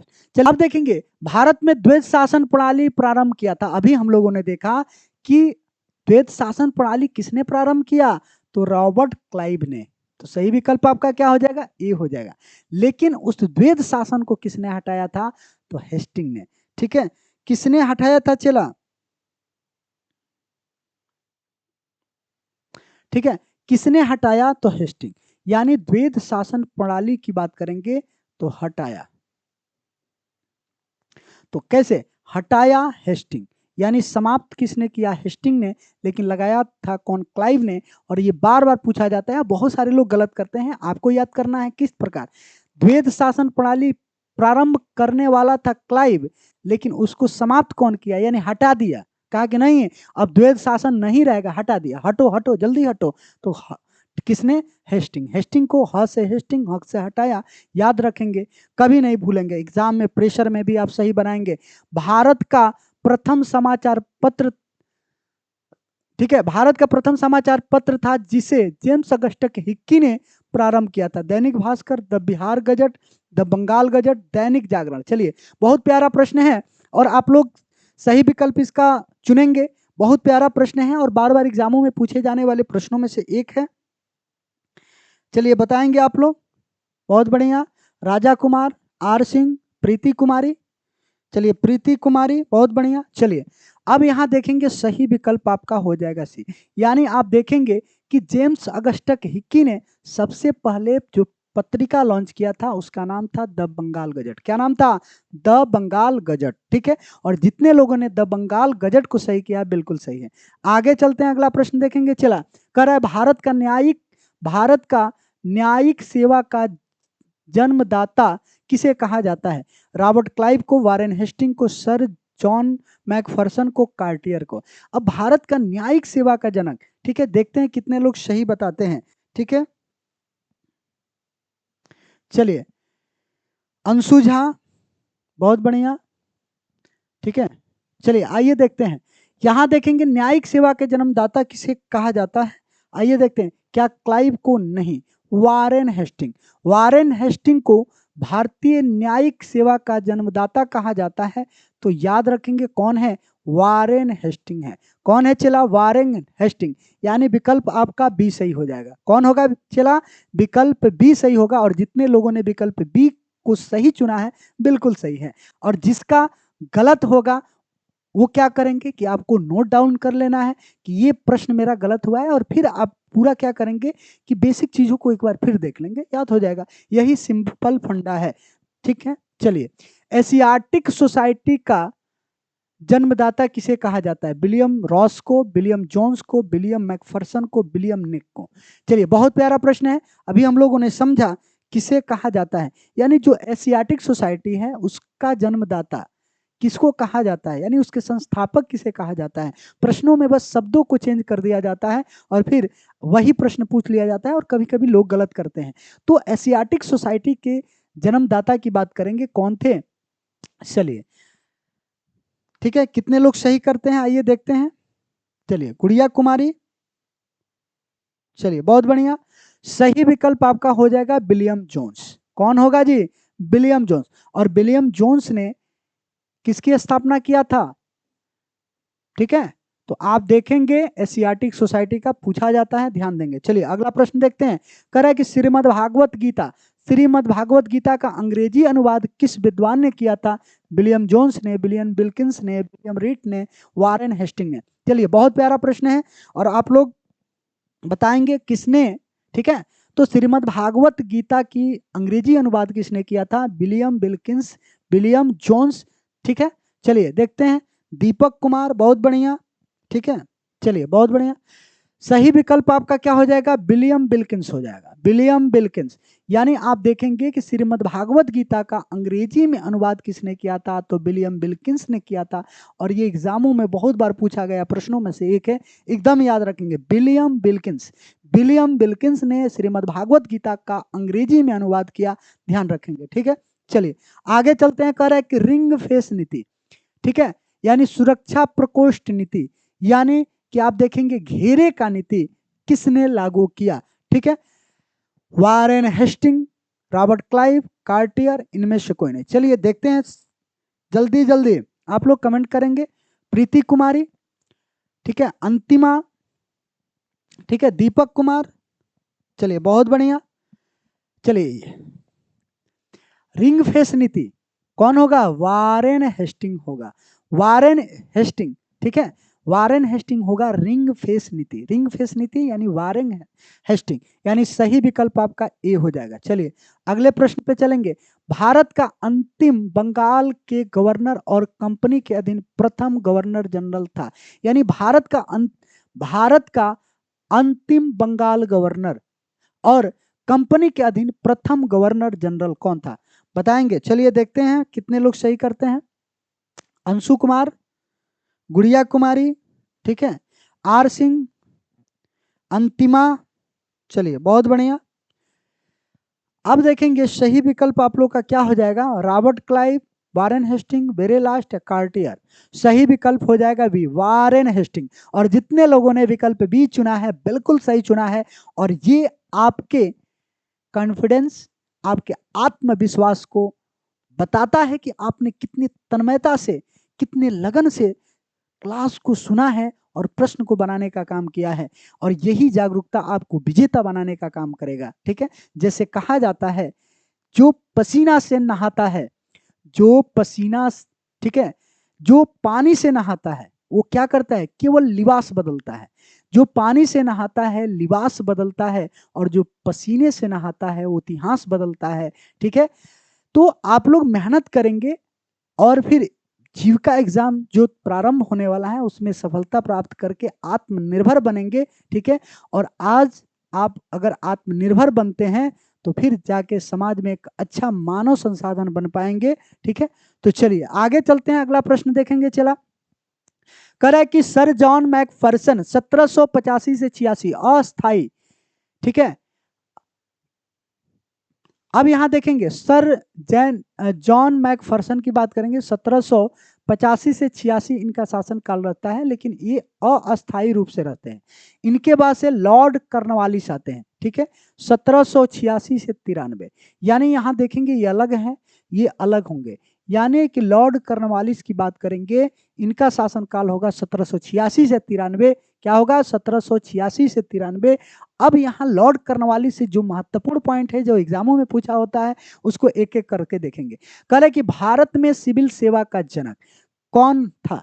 Bharat में सिविल सेवा का जनक किसे कहा जाता है? भारत में सिविल सेवा का जनक किसको कहा जाता है? तो आप देखेंगे लॉर्ड क्लाइव को। किसको कहा जाता है? चला, लॉर्ड क्लाइव। और ये अत्यंत महत्वपूर्ण प्रश्न है, पूछा जाता है। यानी भारत में सिविल सेवा का जनक किसे कहा जाता है? लॉर्ड कर्नवालिस को। किसको कहा जाता है? चला, लॉर्ड कर्नवालिस को याद रखेंगे। कह रहा है कि बिहार बंगाल में अस्थाई बंदोबस्ती लागू किया किसके समय में हुआ? तो ये भी लॉर्ड कर्नवालिस के समय में। किसके समय में हुआ? लॉर्ड कर्नवालिस के समय। तृतीय मैसूर युद्ध की बात करेंगे 1790 से 92, किसके समय में हुआ? तो लॉर्ड कर्नवालिस के समय में। श्रीरंगपट्टनम की संधि की बात करेंगे 1792। यानी तृतीय मैसूर युद्ध होता है और ये युद्ध समाप्त होता है श्रीरंगपट्टनम के संधि से। और ये पूछा जाता है कि श्रीरंगपट्टनम की संधि कब हुआ था? तो ये 1792 में हुआ था। बंगाल में अस्थाई बंदोबस्ती कब लागू हो गया? 1793 में, ठीक है। कंपनी के कर्मचारियों के निजी व्यापार पर रोक किसने लगाया? तो वारेन हेस्टिंग, ठीक है। कर्नवालिस की मृत्यु उत्तर प्रदेश के गाजीपुर में जिला में हो गया। ये पॉइंट बहुत ही महत्वपूर्ण है, आपको याद रखना होगा। यानी पूछा जाएगा कि निम्नलिखित में से किस भारतीय गवर्नर जनरल का समाधि, ठीक है, उत्तर प्रदेश में है, या ऐसे भी पूछा जाएगा कि किस निम्नलिखित में से भारतीय, ठीक है, गवर्नर जनरल की समाधि है उत्तर प्रदेश, गाजीपुर, अंडमान निकोबार, ठीक है, पोर्ट ब्लेयर, इंग्लैंड, ठीक है। तो अन्य अन्य नाम ऐसे दिए जाएंगे, तो आपको याद रखना है जो लॉर्ड, ठीक है, कर्नवालिस था, उसका मृत्यु कहाँ हो जाता है, उत्तर प्रदेश में गाजीपुर जिला में उसकी मृत्यु हो जाती है वहीं पे, ठीक है। तो ये पॉइंट महत्वपूर्ण हो जाएगा। सिविल सेवा का जनक किसे कहा जाता है, ठीक है, जन्मदाता किसे कहा जाता है, तो लॉर्ड क्लाइव को कहा जाता है, एकदम याद रखेंगे, ठीक है। और अस्थाई बंदोबस्ती, अगर 3 याद है तो बहुत अच्छा है, ठीक है। कभी कभी श्रीरंगपट्टनम को पूछता है, पहले एग्जामों में ज्यादा पूछता था, अब कम पूछा जाता है, तो ध्यान रखेंगे। अब देखेंगे सर जॉन सोर आएंगे, उसके बाद से कौन आएंगे, सर जॉन सोर। 1793 से 98 तक इनका कार्यकाल होगा, और इसी समय 1795 में निजाम तथा मराठों के बीच खेड़ा, ठीक है, खेड़ा की लड़ाई होगी। कहाँ की लड़ाई, खेड़ा की लड़ाई होगी, ठीक है। चलिए आगे चलेंगे। अब देखेंगे लॉर्ड वेलेस्ली। लॉर्ड वेलेस्ली की बात करेंगे, लॉर्ड वेलेस्ली की चला बात करेंगे, ठीक है। लॉर्ड वेलेस्ली, और लॉर्ड वेलेस्ली का जो समय होगा, उस समय की अगर हम बात करेंगे, उसका समय क्या होगा कि 1798 से 1805 ईस्वी तक समय होगा किसका, लॉर्ड वेलेस्ली। लॉर्ड वेलेस्ली की बात करेंगे, इनका कार्यकाल होगा 1798 से 1805 तक। और यहाँ आप देखेंगे कि इन्होंने सहायक संधि पद्धति, ठीक है, सहायक संधि जो पद्धति है, सहायक संधि पद्धति लागू किया। तो पूछा जाता है कि सहायक संधि प्रारंभ करने वाला कौन था, ठीक है। तो कौन था, ये लॉर्ड वेलेस्ली था। कौन था, लॉर्ड वेलेस्ली पूछा जाता है, ध्यान रखेंगे। लॉर्ड वेलेस्ली यानी सहायक संधि पद्धति का, ठीक है, इजाद करने वाला या फिर लागू करने वाला कौन था, तो आप देखेंगे लॉर्ड वेलेस्ली, ठीक है। अब देखेंगे ये क्या करेगा कि जो भारत के राज्य होंगे, इन राज्यों से क्या करेगा कि सहायक संधि करके उसको मिला लेगा, उसको लालच देगा कि मैं तुझे क्या करूंगा, सैन्य सुरक्षा दूंगा, सैन्य सुरक्षा दूंगा, और तुम्हें अन्य राज्यों से बचाऊंगा, बहुत सारे प्रलोभन देके, और सहायक क्या करेगा, संधि कर लेगा। और जो राज्य संधि नहीं करेंगे, किसी पे कुशासन का प्रयोग कर देगा, किसी कुछ कुछ लगा के क्या करेगा, संधि कर लेगा। इसी प्रकार सबसे पहले कुशासन का, ठीक है, सबसे पहले सहायक संधि से, सहायक संधि किसके साथ किया, हैदराबाद के साथ। तो एक ट्रिक है, एक ट्रिक के माध्यम से आप याद रखेंगे, हूं मैं अवध पेशवा बड़ी भारी सिंधिया, ठीक है, इसको आप लिख लेंगे, हूं मैं अवध पेशवा बड़ी भारी सिंधिया। यानी आपको देखेंगे कि सहायक संधि पद्धति से अंग्रेजों द्वारा मिलाया गया जो राज्य है, ठीक है, राज्य है, वो उसका क्रम क्या है, या सबसे पहले किसको मिलाया गया, तो ऐसे रटेंगे तो भूल जाएंगे। लेकिन एक क्रम है कि हूं, अपने से जोड़ लेंगे, हूं मैं क्या हूं मैं, यानी हूं मैं अवध पेशवा बड़ी भारी सिंधिया, मैं अवध पेशवा हूं, और जो सिंधिया है वो बड़ी भारी है, ठीक है। तो ऐसे याद रखेंगे कि हूं मैं अवध पेशवा बड़ी भारी सिंधिया। तो अब देखेंगे हूं से हैदराबाद 1798, मैं यानी मैसूर 1799, अवध यानी अवध 1801, पेशवा यानी पेशवा 1801, बड़ी यानी बरार 1803, भारी यानी भोसले, ठीक है, 1803, और सिंधिया का मतलब सिंधिया 1804। अब यहां कैसे प्रश्न पूछा जाएगा कि अंग्रेजों द्वारा सहायक संधि के द्वारा सबसे पहले किस राज्य का विलय किया, यानी मिला लिया, तो हैदराबाद। और हैदराबाद को बार बार एग्जामों में पूछा जाता है, आप किसी भी एग्जाम को उठा के प्रीवियस ईयर भी देखेंगे तो वहां से कई बार एग्जामों में हमेशा कई बार पूछा गया है। तो आपको एक पॉइंट जरूर याद रखना है कि सहायक संधि पद्धति से सबसे पहले अंग्रेज ने किस राज्य को मिलाया, तो हैदराबाद को, ठीक है। और याद करने के लिए हूं मैं अवध पेशवा बड़ी भारी सिंधिया, इस ट्रिक पे आप बैठा लेंगे, 2-4 बार पढ़ेंगे, याद हो जाएगा, ठीक है। चलिए अब देखें कुछ अन्य राज्य भी थे, जैसे जोधपुर, जयपुर, मछेड़ी, भरतपुर और बूंदी, ठीक है। तो बस ऐसे, लेकिन ये पॉइंट ये अगर याद रखना है तो हैदराबाद को जरूर याद रखेंगे। अब देखेंगे 1800 में फोर्ट विलियम कॉलेज की स्थापना होता है। कब होता है? सन 1800 में आप देखेंगे फोर्ट विलियम कॉलेज की स्थापना होता है। कहाँ होता है? कलकत्ता में इसकी स्थापना होता है। यानी फोर्ट विलियम कॉलेज की स्थापना की बात करेंगे तो फोर्ट विलियम कॉलेज की स्थापना कहाँ हुआ? कलकत्ता। और आपके एग्जाम के लिए अत्यंत महत्वपूर्ण होगा, पूछा जाएगा कि फोर्ट विलियम कॉलेज की स्थापना कब हुआ था? 1800 में। कहाँ हुआ था? कलकत्ता में हुआ था। ठीक है, चलिए अब देखेंगे आप लॉर्ड ब्लेजली के समय में ही फोर्ट विलियम कॉलेज की स्थापना हुआ। चतुर्थ मैसूर युद्ध हुआ और इसी चतुर्थ मैसूर युद्ध के बाद 1799 में टीपू सुल्तान की मृत्यु हो जाती है। और इसको पूछ लिया जाता है कि टीपू सुल्तान की मृत्यु कब हुआ था? तो आप देखेंगे 1799 में टीपू सुल्तान की मृत्यु हो जाता है। टीपू सुल्तान की मृत्यु कब हुआ? 1799 में होता है। कब होता है? 1799 में। तो याद रखेंगे। ठीक है, चलिए आगे चलते हैं। चला अगला पॉइंट देखेंगे। अब देखेंगे sir George Warli. Sir George वॉरले हैं 1805 से 1807 तक रहेंगे। और सर जॉर्ज वॉरली के समय बेल्लोर का सिपाही विद्रोह हुआ था 1806 में। ठीक है, ये कभी कभी एग्जाम में पूछा जाता है। ठीक है, तो थोड़ा सा ध्यान रखेंगे आप लोग। ठीक है, तो याद करने के लिए बर्ली और बेल्लोर, बर्ली और बेल्लोर कुछ कुछ चीजें हैं कि आपको थोड़ा सा शॉर्ट ट्रिक अपनाना होगा। सर जॉर्ज बर्ली, बर्ली के समय में ही बेल्लोर सिपाही विद्रोह हुआ था। ये कब हुआ था? 1806 में। यानी जॉर्ज बर्ली बेल्लोर सिपाही विद्रोह 1806। ठीक है, रियासतों में अहस्तक्षेप का समर्थन, यानी जब सर जॉर्ज वॉरली आएंगे कहेंगे कि अब जो सियासत है उसमें हम क्या करेंगे? छेड़छाड़ नहीं करेंगे, अहस्तक्षेप करेंगे, कोई हस्तक्षेप नहीं करेंगे। ठीक है, चलिए आगे चलते हैं। अब आएंगे लॉर्ड मिंटो प्रथम। कौन आएंगे? लॉर्ड मिंटो प्रथम 1807 से 1813। लॉर्ड मिंटो प्रथम आएंगे और इनके समय में आप देखेंगे 1809 में अमृतसर की संधि होगी। ठीक है, किसके किसके बीच? तो ईस्ट इंडिया कंपनी, किसके बीच? आईईसी का मतलब हो गया ईस्ट इंडिया कंपनी और फिर रणजीत सिंह के बीच। और ये कभी कभी पूछ लिया जाता है कि अमृतसर की संधि किसके किसके बीच हुआ? तो ईस्ट इंडिया कंपनी और रणजीत सिंह के बीच हुआ। ठीक है, अब यहां देखेंगे कब हुआ था? तो 1809 में हुआ था। किसके समय में हुआ था? तो लॉर्ड मिंटो प्रथम के समय में हुआ था। तो ईस्ट इंडिया कंपनी और रणजीत सिंह के बीच जो संधि हुआ था उसी को अमृतसर की संधि कहा जाता है। 1809 में हुआ था, लॉर्ड मिंटो प्रथम के समय में हुआ था। ठीक है, और लॉर्ड मिंटो प्रथम के समय में ही 1813 का चार्टर्ड एक्ट आया था। 1813 का चार्टर्ड एक्ट किसके शासनकाल में आया था? तो लॉर्ड मिंटो प्रथम के शासनकाल में आया था। तो याद रखेंगे। ठीक है, चलिए अब देखेंगे लॉर्ड हेस्टिंग 1813 से 23 तक। लॉर्ड हेस्टिंग रहेंगे 1813 से 23 तक। अब इसमें देखेंगे नेपाल युद्ध, इन्हीं के समय में नेपाल युद्ध होगा 1814 से 16 तक। और फिर संगोली की संधि होगी जिसमें गोरखा रहेंगे। ठीक है, संगोली की संधि। तो संगोली की संधि ये कभी कभी पूछा जाता है कि ठीक है, नेपाल युद्ध की बात करेंगे किस संधि के तहत समाप्त हुआ? तो संगोली की संधि के तहत समाप्त हुआ। नेपाल युद्ध 1814 से 16 के बीच चला। ठीक है, अब देखेंगे मद्रास के गवर्नर थॉमस मुनरो द्वारा रैयतवाड़ी बंदोबस्ती लागू किया गया। अब देखेंगे रैयतवाड़ी बंदोबस्ती ये पूछा जाता है।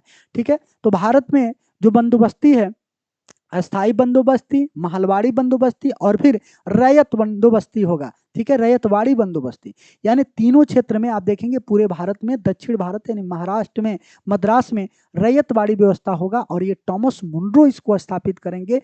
रैयत का मतलब होता है किसान। यहाँ समझेंगे आप, जो रैयत होता है, रैयत का मतलब क्या होता है? किसान होता है, किसान। ठीक है, कभी कभी यही पूछ लिया जाता है कि रैयतवाड़ी बंदोबस्ती में रैयत का अर्थ होता है किसान। यानी कि ऐसा स्थान आप देखेंगे कि पूरे भारत में, ठीक है, बात करेंगे तो यहाँ पे इन क्षेत्रों में आप देखेंगे, जैसे आप देखेंगे कि बंगाल, बिहार, उड़ीसा, इधर अस्थाई अस्थाई बंदोबस्ती था, बंदोबस्ती। ठीक है, यहाँ पे जमींदार होंगे। कौन होंगे? जमींदार।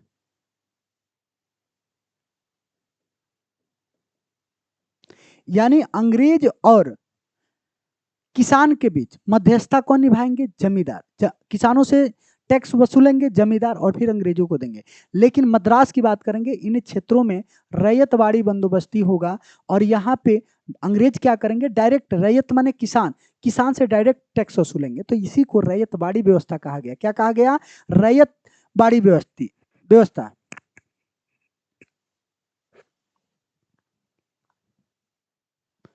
ठीक है, चलिए अब यहां देखेंगे मद्रास के गवर्नर टॉमस मुनरो, एकदम याद रखेंगे, पूछा जाता है कि रैयतवाड़ी बंदोबस्ती किसने लागू किया था? तो टॉमस मुनरो ने। किसने लागू किया था? टॉमस मुनरो ने रैयतवाड़ी व्यवस्था लागू किया था। कब किया था? 1820 में। इस पॉइंट को याद रखेंगे। मराठा शक्ति नष्ट, यहां नष्ट कर लेंगे, ठीक है, नष्ट हो गया। यानी वारेन हेस्टिंग के समय में जो मराठा शक्ति था वो कमजोर पड़ गया और फिर क्या होगा, ये नष्ट हो गया। 1822 ठीक है, टेनेंसी एक्ट, काश्तकारी अधिनियम लागू हुआ। तो इसको थोड़ा सा याद रखेंगे, पूछा जाएगा कि टेनेंसी एक्ट कब लागू हुआ था? तो 1822 में लागू हुआ था। कब हुआ था? 1822 में लागू होता है। इसमें अगर ज्यादा याद रखना है तो 2 पॉइंट याद रखेंगे। मद्रास के गवर्नर टॉमस मुनरो ने रैयतवाड़ी बंदोबस्ती लागू की और 1822 में टेनेंसी, ठीक है, एक्ट होगा यहाँ, ठीक है, एक्ट कर लेंगे। एक्ट यानी काश्तकारी अधिनियम लागू हुआ। ठीक है, चलिए दोनों पॉइंट को याद रखेंगे। ठीक है, चलिए अब देखेंगे, अब सभी लोग तैयार हो जाए। चलिए अब सभी शेर तैयार हो जाएंगे। अब यहां देखेंगे सही विकल्प अब चुनेंगे आप लोग। चलिए देखते हैं। कह रहा है कि भारत में सिविल सेवा का जनक किसे कहा जाता है? लॉर्ड कर्नवालिस को, रॉबर्ट क्लाइव को, वारेन हेस्टिंग को, लॉर्ड वेलेस्ली को। ठीक है, चलिए बताइए कि भारत में जो सिविल सेवा का जनक, जो आज सिविल सेवा के तहत आप देखेंगे यूपीएससी का एग्जाम देते हैं, आईएएस पीसीएस बनते हैं।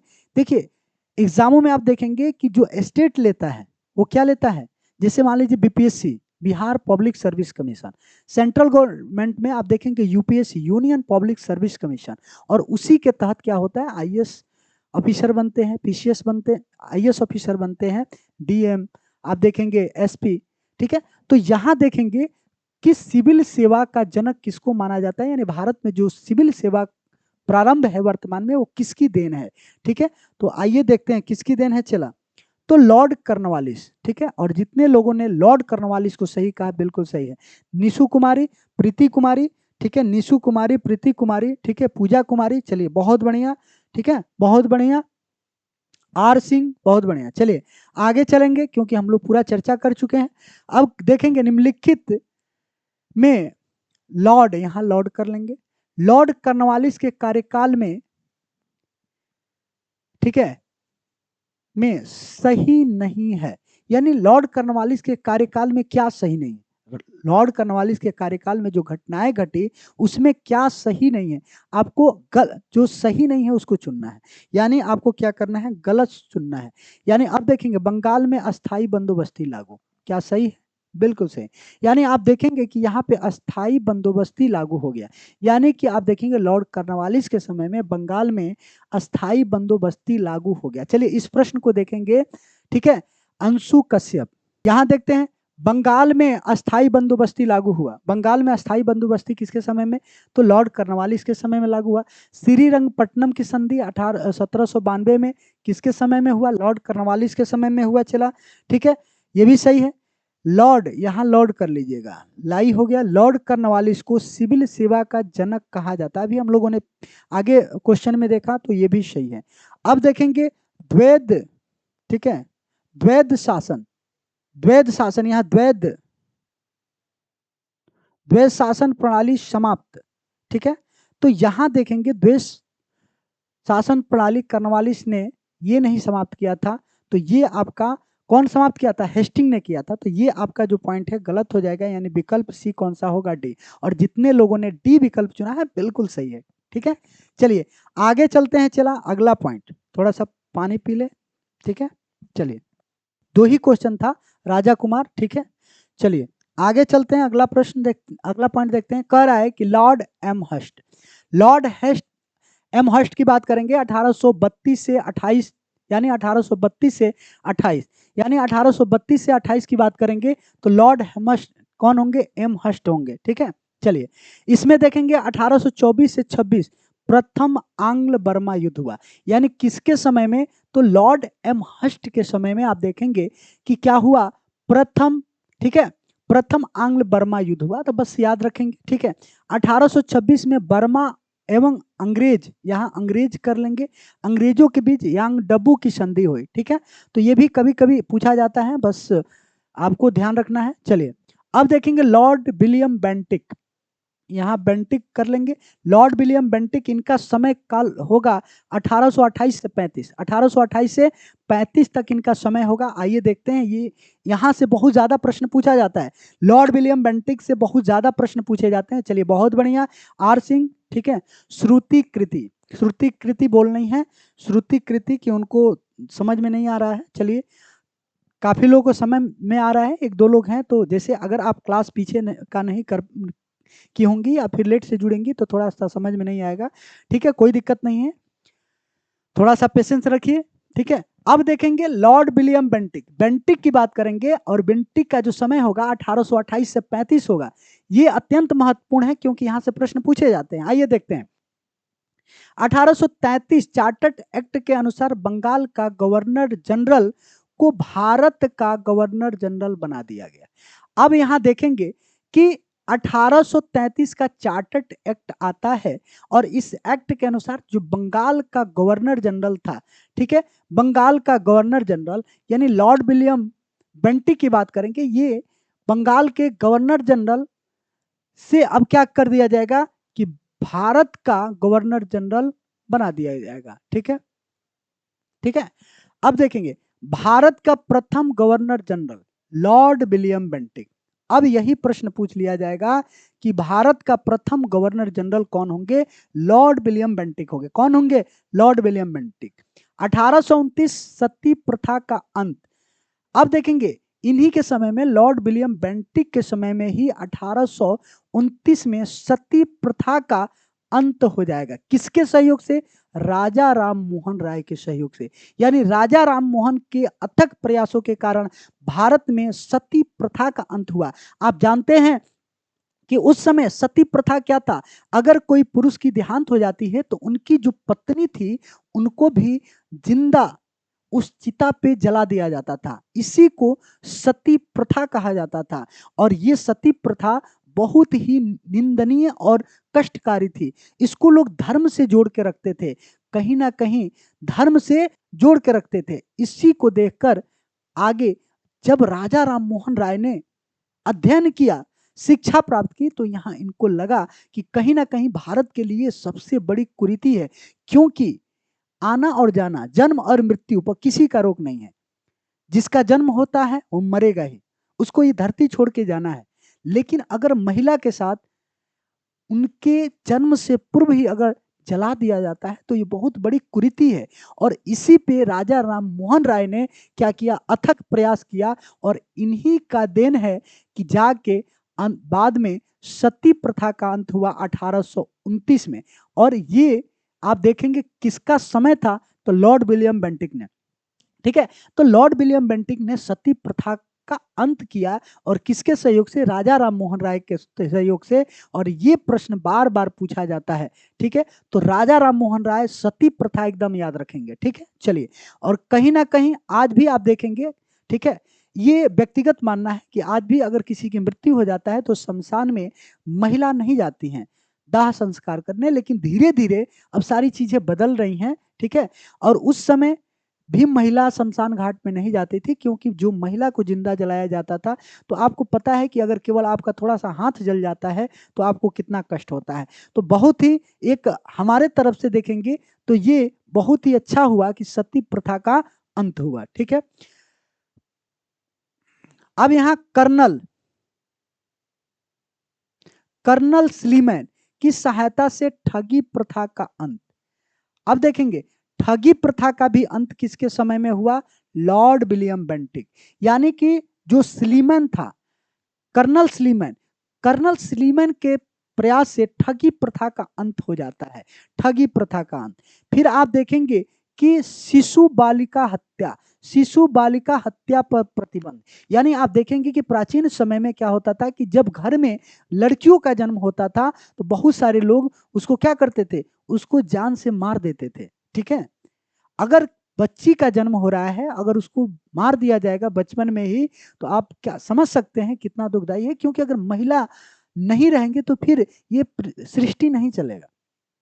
ठीक है, और ये बहुत बड़ी कुरीति थी, तो इसको भी लॉर्ड विलियम बेंटिंक ने समाप्त किया। तो तीन चीज एकदम याद रखेंगे, ठीक है, कि सती प्रथा, ठगी प्रथा और शिशु हत्या, तीनों को समाप्त किया गया किसके द्वारा? लॉर्ड विलियम बेंटिक के शासनकाल में, लॉर्ड विलियम बेंटिक के द्वारा। ठीक है, तो सती प्रथा, ठगी प्रथा, बालिका हत्या, सती प्रथा, ठगी प्रथा, बालिका हत्या, सती प्रथा, ठगी प्रथा और बालिका हत्या।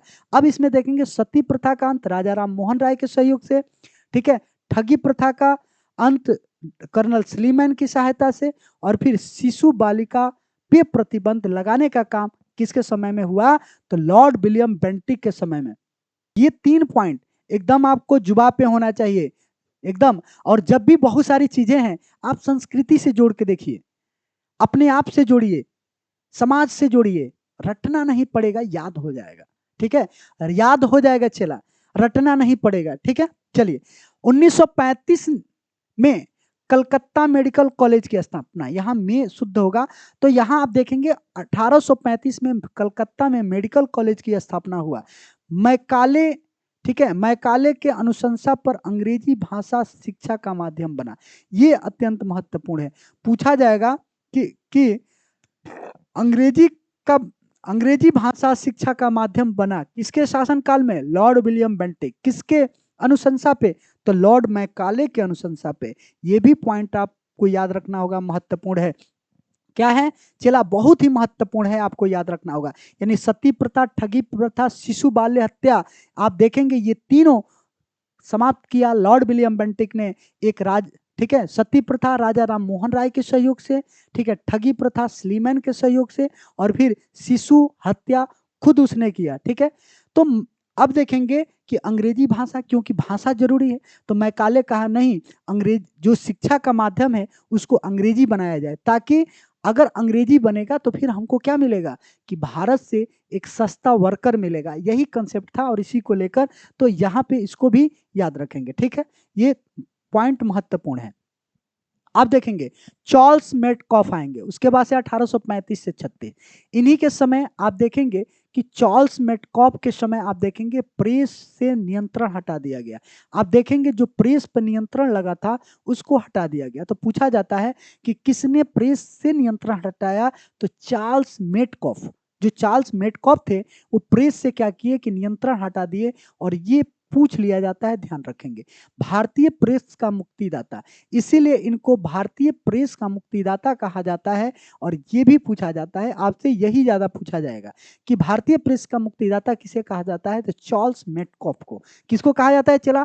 चार्ल्स मेटकॉफ को भारतीय प्रेस का मुक्तिदाता कहा जाता है। और बार बार एग्जाम में पूछे जाने वाले पॉइंटों में से आता है, तो आपको ध्यान रखना होगा। चलिए अब देखेंगे लॉर्ड ऑकलैंड 1836 से 42 तक, लॉर्ड ऑकलैंड की बात करेंगे। इन्हीं के समय में प्रथम अफगान युद्ध हुआ था। भारतीय विद्यार्थियों को विदेश जाने की अनुमति, अब इनमें याद रखना है तो ये पॉइंट याद रखेंगे। यानी आप देखेंगे कि जो भारतीय छात्र थे उस समय भी राजे घराने के जो बच्चे थे वो विदेश जाके पढ़ते थे। ठीक है, ठीक है, वो भी क्या करते थे? विदेश जाके पढ़ना चाहते थे, और फिर विदेश नहीं जा पाते थे शिक्षा के लिए, क्योंकि आपको पता है जब प्राचीन काल में पढ़ेंगे नालंदा विश्वविद्यालय, तक्षशिला विश्वविद्यालय तो बख्तियार खिलजी ने जला दिया था। उसके बाद से इंग्लैंड में ऑक्सफोर्ड, कैम्ब्रिज, ये सब विश्वविद्यालयों की स्थापना हुई। ठीक है, अब भारतीयों को अंग्रेजी शिक्षा लेने के लिए, उच्च शिक्षा लेने के लिए जाना पड़ेगा विदेश। तो लॉर्ड ऑकलैंड ने क्या कहा? उसी के समय में भारतीय विद्यार्थियों को विदेश जाने की अनुमति मिली। तो ये पॉइंट कभी कभी एग्जाम में पूछा जाता है, ध्यान रखेंगे। चला आइए लॉर्ड एलन बरो, लॉर्ड एलन बरो आएंगे 1842 से 44। लॉर्ड एलन बरो की बात करेंगे, इनका समय होगा कि इनका समय 1842 से 44। ठीक है, 1843 दास प्रथा का अंत।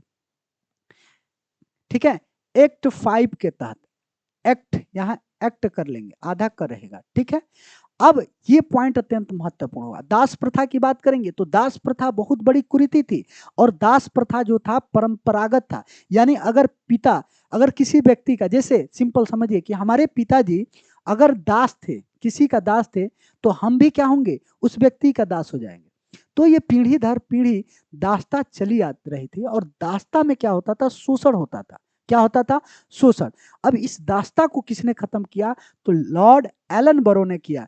और जब दासता खत्म होगा तो लोगों के अंदर स्वतंत्रता आएगी, लोग खुश होंगे और समाज में परिवर्तन होगा। और जहां समाज में परिवर्तन होता है वहीं से प्रश्न पूछ लिया जाता है, यानी लॉर्ड एलन बरो यानी दास प्रथा का अंत, ठीक है, ये पूछा जाता है, ध्यान रखेंगे, ठीक है। चलिए, रविवार की छुट्टी की शुरुआत 1843 में, ठीक है, हुआ था।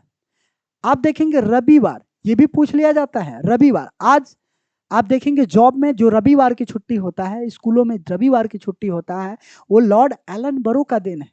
लॉर्ड एलन बरो ने कहा नहीं, अगर कोई वर्कर काम करता है तो उसको सप्ताह में एक दिन छुट्टी मिलना चाहिए, और वो छुट्टी रविवार को रखा गया, ठीक है। तो रविवार की छुट्टी की बात करेंगे। ऐसे ही प्रश्न बहुत सारे लोग स्किप कर जाते हैं और छोटे छोटे प्रश्न एग्जाम में आ जाते हैं, और बहुत सारे लोग गलत करके चले आते हैं। तो आप जब भी ऐसा हो कि रविवार को छुट्टी होता है तो सिंपल याद करेंगे, अरे आज तो रविवार का छुट्टी है। और ये कंसेप्ट किसने दिया था, किसने छुट्टी का सबसे पहले छुट्टी देने का काम किया था, तो लॉर्ड एलन बरो था, ठीक है, लॉर्ड एलन बरो, ठीक है। तो ये क्या करेंगे, रविवार को छुट्टी की शुरुआत करेंगे। एलन बरो, बरो माने बोरा, बोरा याद रखेंगे, ठीक है। तो बोरा में भर के काम करना है, या बोरा से बात याद रख लेंगे, ठीक है। तो यानी लॉर्ड एलन बरो, ठीक है, रविवार की छुट्टी, एलन बरो, दास प्रथा का अंत, दोनों पॉइंट अत्यंत महत्वपूर्ण है। और नहीं भी याद होगा तो काम चलेगा, लेकिन दोनों याद रखना होगा। दास प्रथा का अंत एलन बरो, रविवार का छुट्टी एलन बरो, ठीक है। सिंध विलय होता है एलन बरो के समय में, सिंध विलय उतना महत्वपूर्ण नहीं है आपके एग्जाम के लिए। चलिए, अब यहां देखेंगे लॉर्ड, ठीक है, लॉर्ड हार्डिंग। अब होंगे लॉर्ड हार्डिंग 1844 से, ठीक है, 48। लॉर्ड हार्डिंग का समय आएगा और इसी समय आप देखेंगे प्रथम सिख युद्ध होगा। लॉर्ड हार्डिंग की बात करेंगे, प्रथम सिख युद्ध होगा 1845 से 46, लाहौर संधि होगा, ठीक है, लाहौर संधि होगा 1846 में, ठीक है। उड़ीसा के बीच प्रचलित नर बलि प्रथा का समाप्त होगा। यानी आप देखेंगे लॉर्ड हार्डिंग के समय आप देखेंगे कि ये जो क्षेत्र है, ये आप देखेंगे उड़ीसा, उड़ीसा का क्षेत्र है। किसका, ओडिशा, ओडिशा भी लिखा जाता है, उड़ीसा भी लिखा जाता है। तो ओडिशा में आप देखेंगे कि जनजाति है जिसको खोंड जनजाति कहा जाता है, और यही, ठीक है, आप देखेंगे कि जो उड़ीसा में आप देखेंगे तो यहाँ एक जनजाति है खोंड जनजाति। कौन सा, खोंड जनजाति। और ये खोंड जनजाति क्या करती थी कि अगर कोई पुरुष जाता था या फिर, तो बलि, ये लोग बलि चढ़ाते थे, बलि उसी को चढ़ाते थे जिसके शरीर में कोई दाग नहीं हो, और ये काली माँ का पूजा करते थे, ठीक है। तो खोंड जनजाति बलि प्रथा इसके अंदर प्रचलित था। तो अब लॉर्ड हार्डिंग महत्वपूर्ण हो जाएंगे, ठीक है।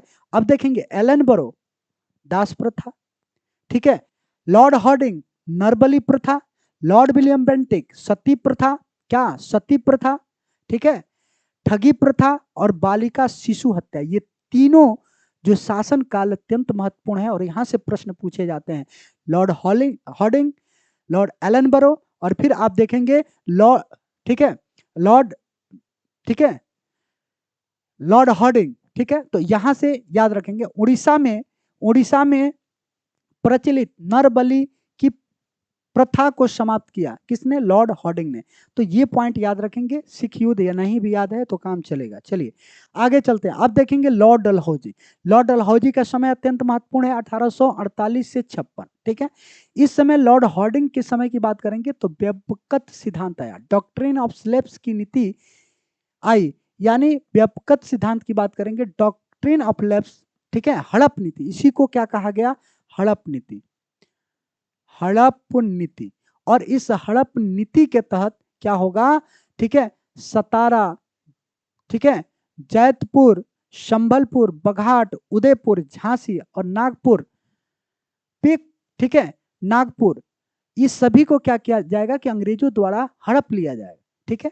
और अवध जो था, अवध को क्या किया जाएगा कि कुशासन का आरोप लगाकर क्या किया जाएगा, 1856 में कंपनी में मिला लिया जाएगा। और सबसे ज्यादा पूछा जाता है अवध को, यानी कुशासन के आरोप लगाकर अंग्रेज क्या करेंगे, अवध को कंपनी के अधीन कर लेंगे, ठीक है। तो अवध को याद रखना है, अवध ज्यादा पूछा जाता है, ठीक है। रेलवे की स्थापना 1853, 1853 में ही लॉर्ड डलहौजी, लॉर्ड डलहौजी के समय की बात करेंगे कि लॉर्ड डलहौजी के समय भारत में रेलवे की स्थापना हुआ 1853 में। और यहाँ पे आप देखेंगे बंबई से थाने तक रेल का परिचालन हुआ, ठीक है। बंबई से थाने, थोड़ा सा ध्यान देंगे, जो बंबई है, बंबई की बात करेंगे तो एक द्वीप पे बंबई है। बंबई की अगर बात करेंगे तो एक द्वीप पे है, और ये द्वीप कौन है, सॉलसेट, सॉलसेट द्वीप। तो ठीक है, सॉलसेट द्वीप की बात करेंगे तो सॉलसेट द्वीप पे बंबई है।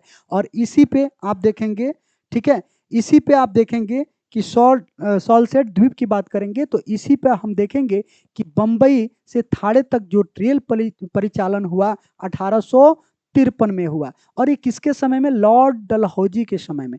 तो इस पॉइंट को याद रखना है। 1854 में प्रथम बार सार्वजनिक निर्माण विभाग तथा लोक शिक्षा विभाग की स्थापना। अब यहाँ आपके एग्जाम के लिए रेलवे महत्वपूर्ण है, ठीक है। पूछ लिया जाता है कि प्रथम बार रेलवे कहां से कहां तक चला था, तो बंबई से थाने, कब, 1853 में। किसके समय में, लॉर्ड डलहौजी के समय में। किसके समय में, लॉर्ड डलहौजी, ठीक है। कुशासन के आरोप लगाकर किसको हड़पा गया, तो आप देखेंगे लॉर्ड अवध को, ठीक है। व्यापक सिद्धांत किसकी देन है, तो आप देखेंगे लॉर्ड डलहौजी। तो ये 3 पॉइंट आपको एकदम याद रखना है, व्यापक सिद्धांत, कुशासन का आरोप लगाकर अवध और रेलवे की स्थापना, ठीक है। चलिए आगे चलते हैं। अब देखेंगे लॉर्ड डलहौजी के बारे में ही, 1848 से 46। 1854 में डाक टिकट का प्रचलन। आप देखेंगे 1854 में भारत में सबसे पहले डाक टिकट का प्रचलन हुआ। डाक टिकट का प्रचलन की बात करेंगे, डाक टिकट का प्रचलन आप देखेंगे चला, डाक टिकट का प्रचलन की बात करेंगे तो 1854 में डाक टिकट का क्या हुआ, प्रचलन हुआ, ठीक है। 1854 में पूछा जाता है। द्वितीय सिख युद्ध 1848 से 49 तक चला। द्वितीय बर्मा युद्ध 1852 तक चला। वुड डिस्पैच 1854, यानी यहाँ देखेंगे स्थानीय भाषा के स्कूल तथा सरकारी कॉलेजों की स्थापना। अब वुड डिस्पैच की बात करेंगे, यही पूछ लिया जाता है किससे संबंधित है, तो शिक्षा से, ठीक है। इतना ही पूछा जाएगा, निम्नलिखित में से वुड डिस्पैच किससे संबंधित है, शिक्षा से, प्रशासन से, ठीक है। तो किससे है, शिक्षा से। वुड डिस्पैच की बात करेंगे, शिक्षा से है, ठीक है। अब यहां देखेंगे वुड डिस्पैच की बात करेंगे, ठीक है। तो वुड डिस्पैच की बात करेंगे चला, तो ये शिक्षा से संबंधित है, 1854 में आया। और इसी के तहत क्या किया, स्थानीय भाषा में, स्थानीय भाषा में स्कूलों तथा सरकारी कॉलेजों की स्थापना की बात की जाएगी। क्योंकि आप देखेंगे कि भारत विविधताओं का देश है। अगर आप चले जाएंगे तो भारत में बहुत सारे भाषा बोले जाते हैं। अभी आप चले जाएंगे तो बिहार में भोजपुरी, मैथिली, ठीक है, आप देखेंगे तो पूरे भारत में बहुत सारे, जैसे बोडो, डोगरी, तेलुगु, तमिल, मलयालम, बंगाली, असमी, ठीक है। तो अलग अलग बहुत सारे भाषा बोले जाएंगे। तो इसी को लेकर वुड डिस्पैच ने कहा कि नहीं, स्थानीय भाषा जिस तरह है उसी भाषा के अनुसार स्कूल और सरकारी कॉलेजों की स्थापना होनी चाहिए, और ये शिक्षा से संबंधित है। और ठीक है, लॉर्ड डलहौजी के समय में यह हुआ था। तो ये आपका महत्वपूर्ण है। डाक टिकट को याद रखेंगे, ये भी महत्वपूर्ण है, कभी कभी एग्जाम में पूछ लिया जाता है। इसने शिमला को ग्रीष्मकालीन राजधानी बनाया। ये भी पॉइंट आपके लिए महत्वपूर्ण, क्योंकि जीविका में इसे पूछा जा सकता है, निम्नलिखित में से किसने शिमला को अपना ग्रीष्मकालीन राजधानी बनाया, तो लॉर्ड डलहौजी ने। किसने बनाया चला, लॉर्ड डलहौजी ने बनाया। तो 3 पॉइंट यहां से याद रखेंगे। चलिए आगे बढ़ते हैं। अब देखेंगे लॉर्ड कैनिंग कौन होंगे जी, लॉर्ड कैनिंग होंगे 1856 से 62, ठीक है। 1856 से 62 होंगे लॉर्ड कैनिंग, ठीक है। आइए देखते हैं। भारत का अंतिम गवर्नर जनरल, ये अत्यंत महत्वपूर्ण पॉइंट है। पूछा जाएगा कि भारत का अंतिम गवर्नर जनरल कौन था। तो भारत का अंतिम गवर्नर जनरल की बात करेंगे तो कौन होगा? लॉर्ड कैनिंग होगा। कौन होगा चला? Lord Canning. और बहुत सारे एग्जामों में ये पूछे गए हैं, आप भी ध्यान रखेंगे, ठीक है। ब्रिटिश सम्राट के अधीन नियुक्त भारत का पहला वायसराय। अब यहां याद रखेंगे कि ब्रिटिश सम्राट यानी ब्रिटिश सम्राट के अधीन नियुक्त भारत का, ठीक है, भारत का पहला वायसराय कौन होगा? तो भारत का पहला वायसराय जो होगा लॉर्ड कैनिंग होगा। तो थोड़ा सा दिक्कतें होती हैं, पेशेंस रखेंगे। अगर आप पढ़ लेंगे इसी बहाने, एक दो क्वेश्चन, एक भी क्वेश्चन लड़ जाए तो एक एक क्वेश्चन बहुत महत्वपूर्ण होता है। एक क्वेश्चन से आपका रिजल्ट नहीं होगा, ठीक है, हो भी सकता है। तो एक क्वेश्चन आपके लिए अत्यंत महत्वपूर्ण है, तो थोड़ा सा पेशेंस बना के रखेंगे, ठीक है, ठीक है। क्योंकि कहा जाता है कि जब तक ले आप कठिन मेहनत नहीं करेंगे तब तक ले आपको सफलता नहीं मिलेगी। क्योंकि लाखों लोग आपके रेस में लगे हुए हैं और लाखों लोगों के रेस में लाखों लोगों से आगे निकलने के लिए पूरी जान लगानी पड़ती है, तब जाके आप विजेता बनते हैं। तो इसीलिए थोड़ा पेशेंस रखेंगे, ठीक है। हम लोग देखते हैं, ठीक है। भारत का अंतिम गवर्नर पूछा जाएगा कि भारत का अंतिम गवर्नर जनरल कौन है? तो लॉर्ड कैनिंग। ब्रिटिश सम्राट के अधीन नियुक्त भारत का पहला वायसराय कौन था? तो ये भी Lord Canning. Doctrine of lapse यानी व्यापकत सिद्धांत समाप्त किसने किया? तो लॉर्ड कैनिंग, ठीक है। तीनों अत्यंत महत्वपूर्ण है। डॉक्ट्रिन ऑफ लैप्स को समाप्त कौन किया? व्यापकत सिद्धांत को, हड़प नीति को, लॉर्ड कैनिंग। 1857 की ऐतिहासिक विद्रोह किसके समय में हुआ था? लॉर्ड कैनिंग, ठीक है। 1857 का ऐतिहासिक विद्रोह की बात करेंगे तो लॉर्ड कैनिंग। 1857 के विद्रोह के समय कैनिंग गवर्नर जनरल था। कौन था? यह भी पूछा जाता है कि 1857 के समय भारत का गवर्नर जनरल कौन था? तो लॉर्ड कैनिंग था। कौन था चला? लॉर्ड कैनिंग था, ठीक है। कैनिंग के समय में ही 1856 में विधवा पुनर्विवाह अधिनियम क्या हुआ? पास हुआ।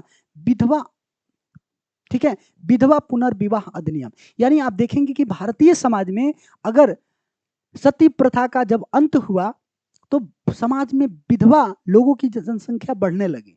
अब विधवाओं से लोग घृणा करते थे, उनको घर से निकाल देते थे, बहुत सारी यातनाएं होती थी, लोग उनके साथ बदसलूकी करते थे। इसको देखकर फिर जो बुद्धिजीवी लोग हैं इस पे चिंतन किया और इसमें निकल के आएंगे ईश्वर चंद्र विद्यासागर। ईश्वर चंद्र विद्यासागर ये वेस्ट बंगाल के रहने वाले थे और इन्हों ही के प्रयास से क्या हुआ, ठीक है, कि विधवा पुनर्विवाह अधिनियम पास हुआ। यानी कि जो विधवा हो गई वो भी शादी दोबारा कर सकती थी, क्योंकि अगर किसी महिला का शादी होता है तुरंत होता है, और बाल विवाह उस समय ज्यादा प्रचलित था, बाल विवाह ज्यादा प्रचलित था, और उसका पति मर जाता है तो उसमें उस महिला का क्या दोष है। इसी को लेकर विधवा पुनर्विवाह को लागू किया गया, और किसके प्रयासों से? तो ईश्वर चंद्र विद्यासागर के प्रयासों से। यानी कैनिंग के समय में 1856 ईस्वी में विधवा पुनर्विवाह लागू हुआ, ठीक है। तो ये भी महत्वपूर्ण है, यहाँ जो भी पॉइंट है महत्वपूर्ण है। चला 1858 के भारत सरकार अधिनियम द्वारा कंपनी के शासन की समाप्ति तथा नियंत्रण ब्रिटिश था। यानी आप देखेंगे कि 1857 की जब क्रांति होती है तो 1857 की क्रांति के बाद अब क्या होगा? भारत सरकार अधिनियम क्या होगा के द्वारा भारत सरकार अधिनियम आएगा 1858, ठीक है। 1858 में आप देखेंगे भारत सरकार अधिनियम आएगा और इसके तहत जो कंपनी का शासन है उसको समाप्त कर दिया जाएगा और शासन किसके नियंत्रण में चला जाएगा? तो शासन आप देखेंगे कि ब्रिटिश क्राउन के हाथों में चला जाएगा, ठीक है। तो याद रखेंगे। चलिए देखते हैं, भारत का अंतिम governor general Lord Canning, Bharat का पहला वायसराय लॉर्ड कैनिंग, व्यापकत सिद्धांत को कितने समाप्त किया? Lord Canning. 1857 के ऐतिहासिक सैन्य विद्रोह किसके समय में हुआ? लॉर्ड कैनिंग, ठीक है, ठीक है। 1857 के विद्रोह के समय भारत का गवर्नर जनरल कौन था? लॉर्ड कैनिंग, ठीक है। विधवा पुनर्विवाह अधिनियम कब किसके शासनकाल में पारित हुआ?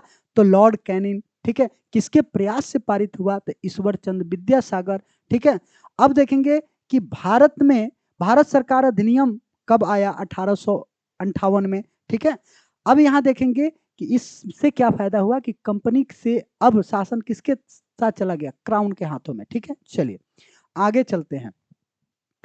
अब चला, सभी लोग तैयार हो जाएंगे, सभी लोग एकदम तैयार हो जाएंगे और यहाँ देखेंगे प्रश्न। ठीक है, अब प्रश्न आपके सामने है, चलिए सभी लोग तैयार हो जाएं, अब प्रश्न देखेंगे। चला, ठीक है, चलिए इसका सही विकल्प आप लोग बताइएगा। चलिए बहुत बढ़िया, सभी लोग अच्छा दे रहे हैं, सही विकल्प चयन कर रहे हैं। चलिए मुकेश कुमार, बहुत बढ़िया।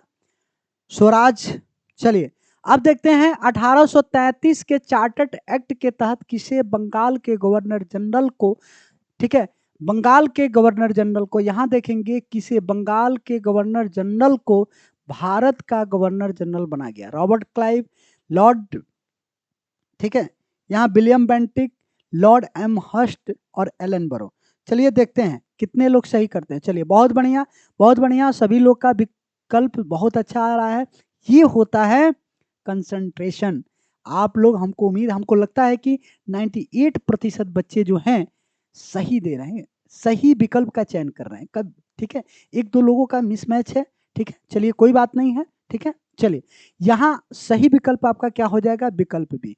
यानी आप देखेंगे 1833 का जब चार्टर्ड एक्ट आया, इसके तहत जो बंगाल का गवर्नर जनरल था उसको क्या बना दिया गया? भारत का गवर्नर जनरल बना दिया गया। ठीक है,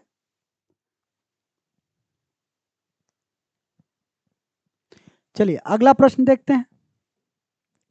कह रहा है कि सती प्रथा का अंत किसके शासन काल में हुआ? सती प्रथा, Lord William Bentinck, Hasting, Lord Cornwallis, Lord Canning. चलिए बहुत प्यारा प्रश्न है और बार बार एग्जामों में पूछे जाने वाले प्रश्नों में से एक है, जल्दी बताएंगे। चला, ठीक है, चलिए जल्दी जल्दी।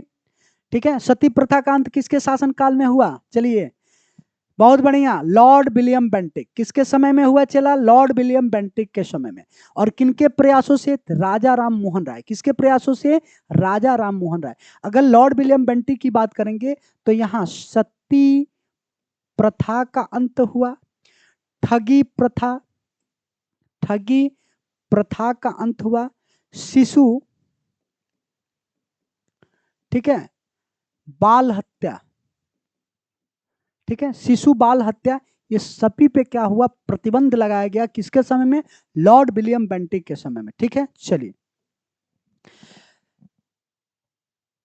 लॉर्ड विलियम बेंटिक के शासन काल के लिए सही विकल्प, के यहां नहीं रहेगा, सही विकल्प नहीं है। अब देखेंगे लॉर्ड विलियम बेंटिक के शासन काल में सही विकल्प, यानी लॉर्ड विलियम बेंटिक के समय में कौन कौन सा इसमें है जो सही नहीं है, आइए देखते हैं। ठीक है, क्या लॉर्ड विलियम बेंटिक के समय में ठगी प्रथा का अंत हुआ? सही है, गलत है? सही है।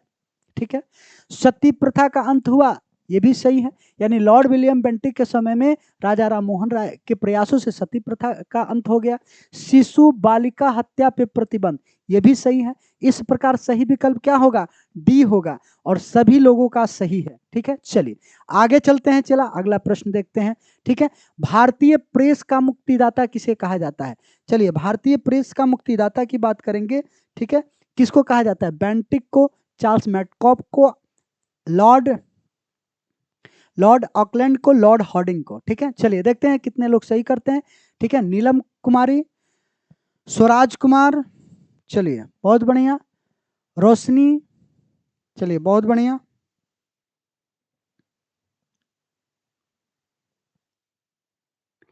चलिए भारतीय प्रेस का मुक्तिदाता, यानी ये इनका शासन काल आया तो इन्होंने भारतीय जो प्रेस है उसको क्या किया? स्वतंत्र कर दिया।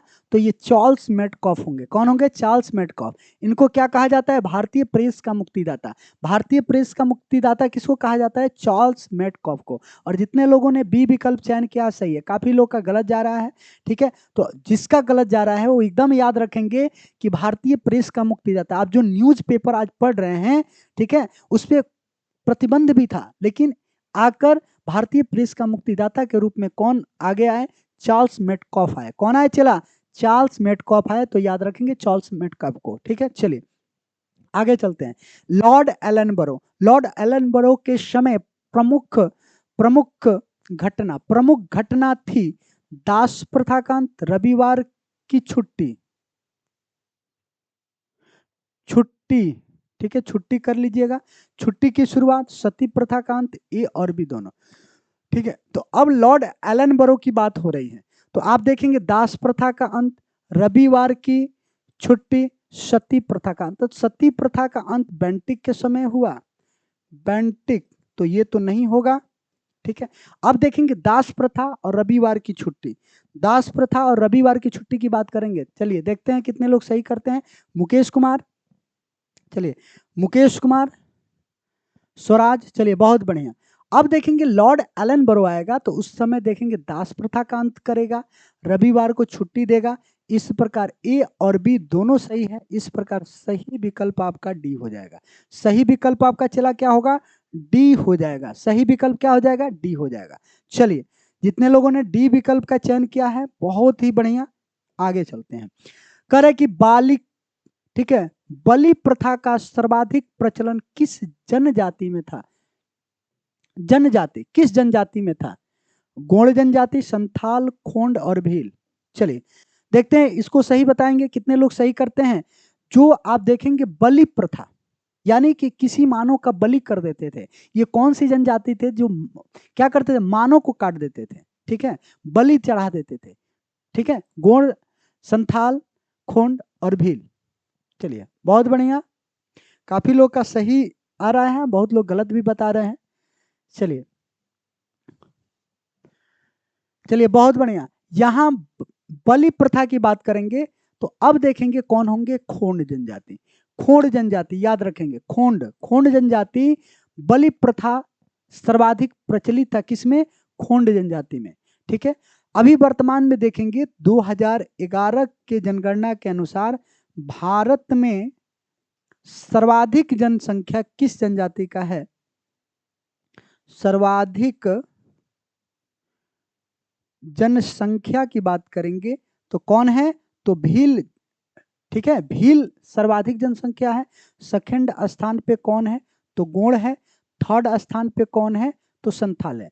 और यही संथाल जनजाति से कौन जुड़ी हुई है, तो हमारे वर्तमान राष्ट्रपति द्रौपदी मुर्मू। याद रखेंगे, कभी कभी एग्जाम में ऐसे प्रश्न पूछ लिया जाता है कि वर्तमान में हमारे जो राष्ट्रपति हैं किस जनजाति समुदाय से आती हैं, तो संथाल जनजाति से आते हैं। किस जनजाति से, संथाल जनजाति से, तो याद रखेंगे। ठीक है, यहाँ बलि प्रथा का सर्वाधिक प्रचलन खोंड जनजाति में है। ठीक है, जो उड़ीसा में ज्यादातर पाए जाते हैं, याद रखेंगे। चलिए आगे चलते हैं।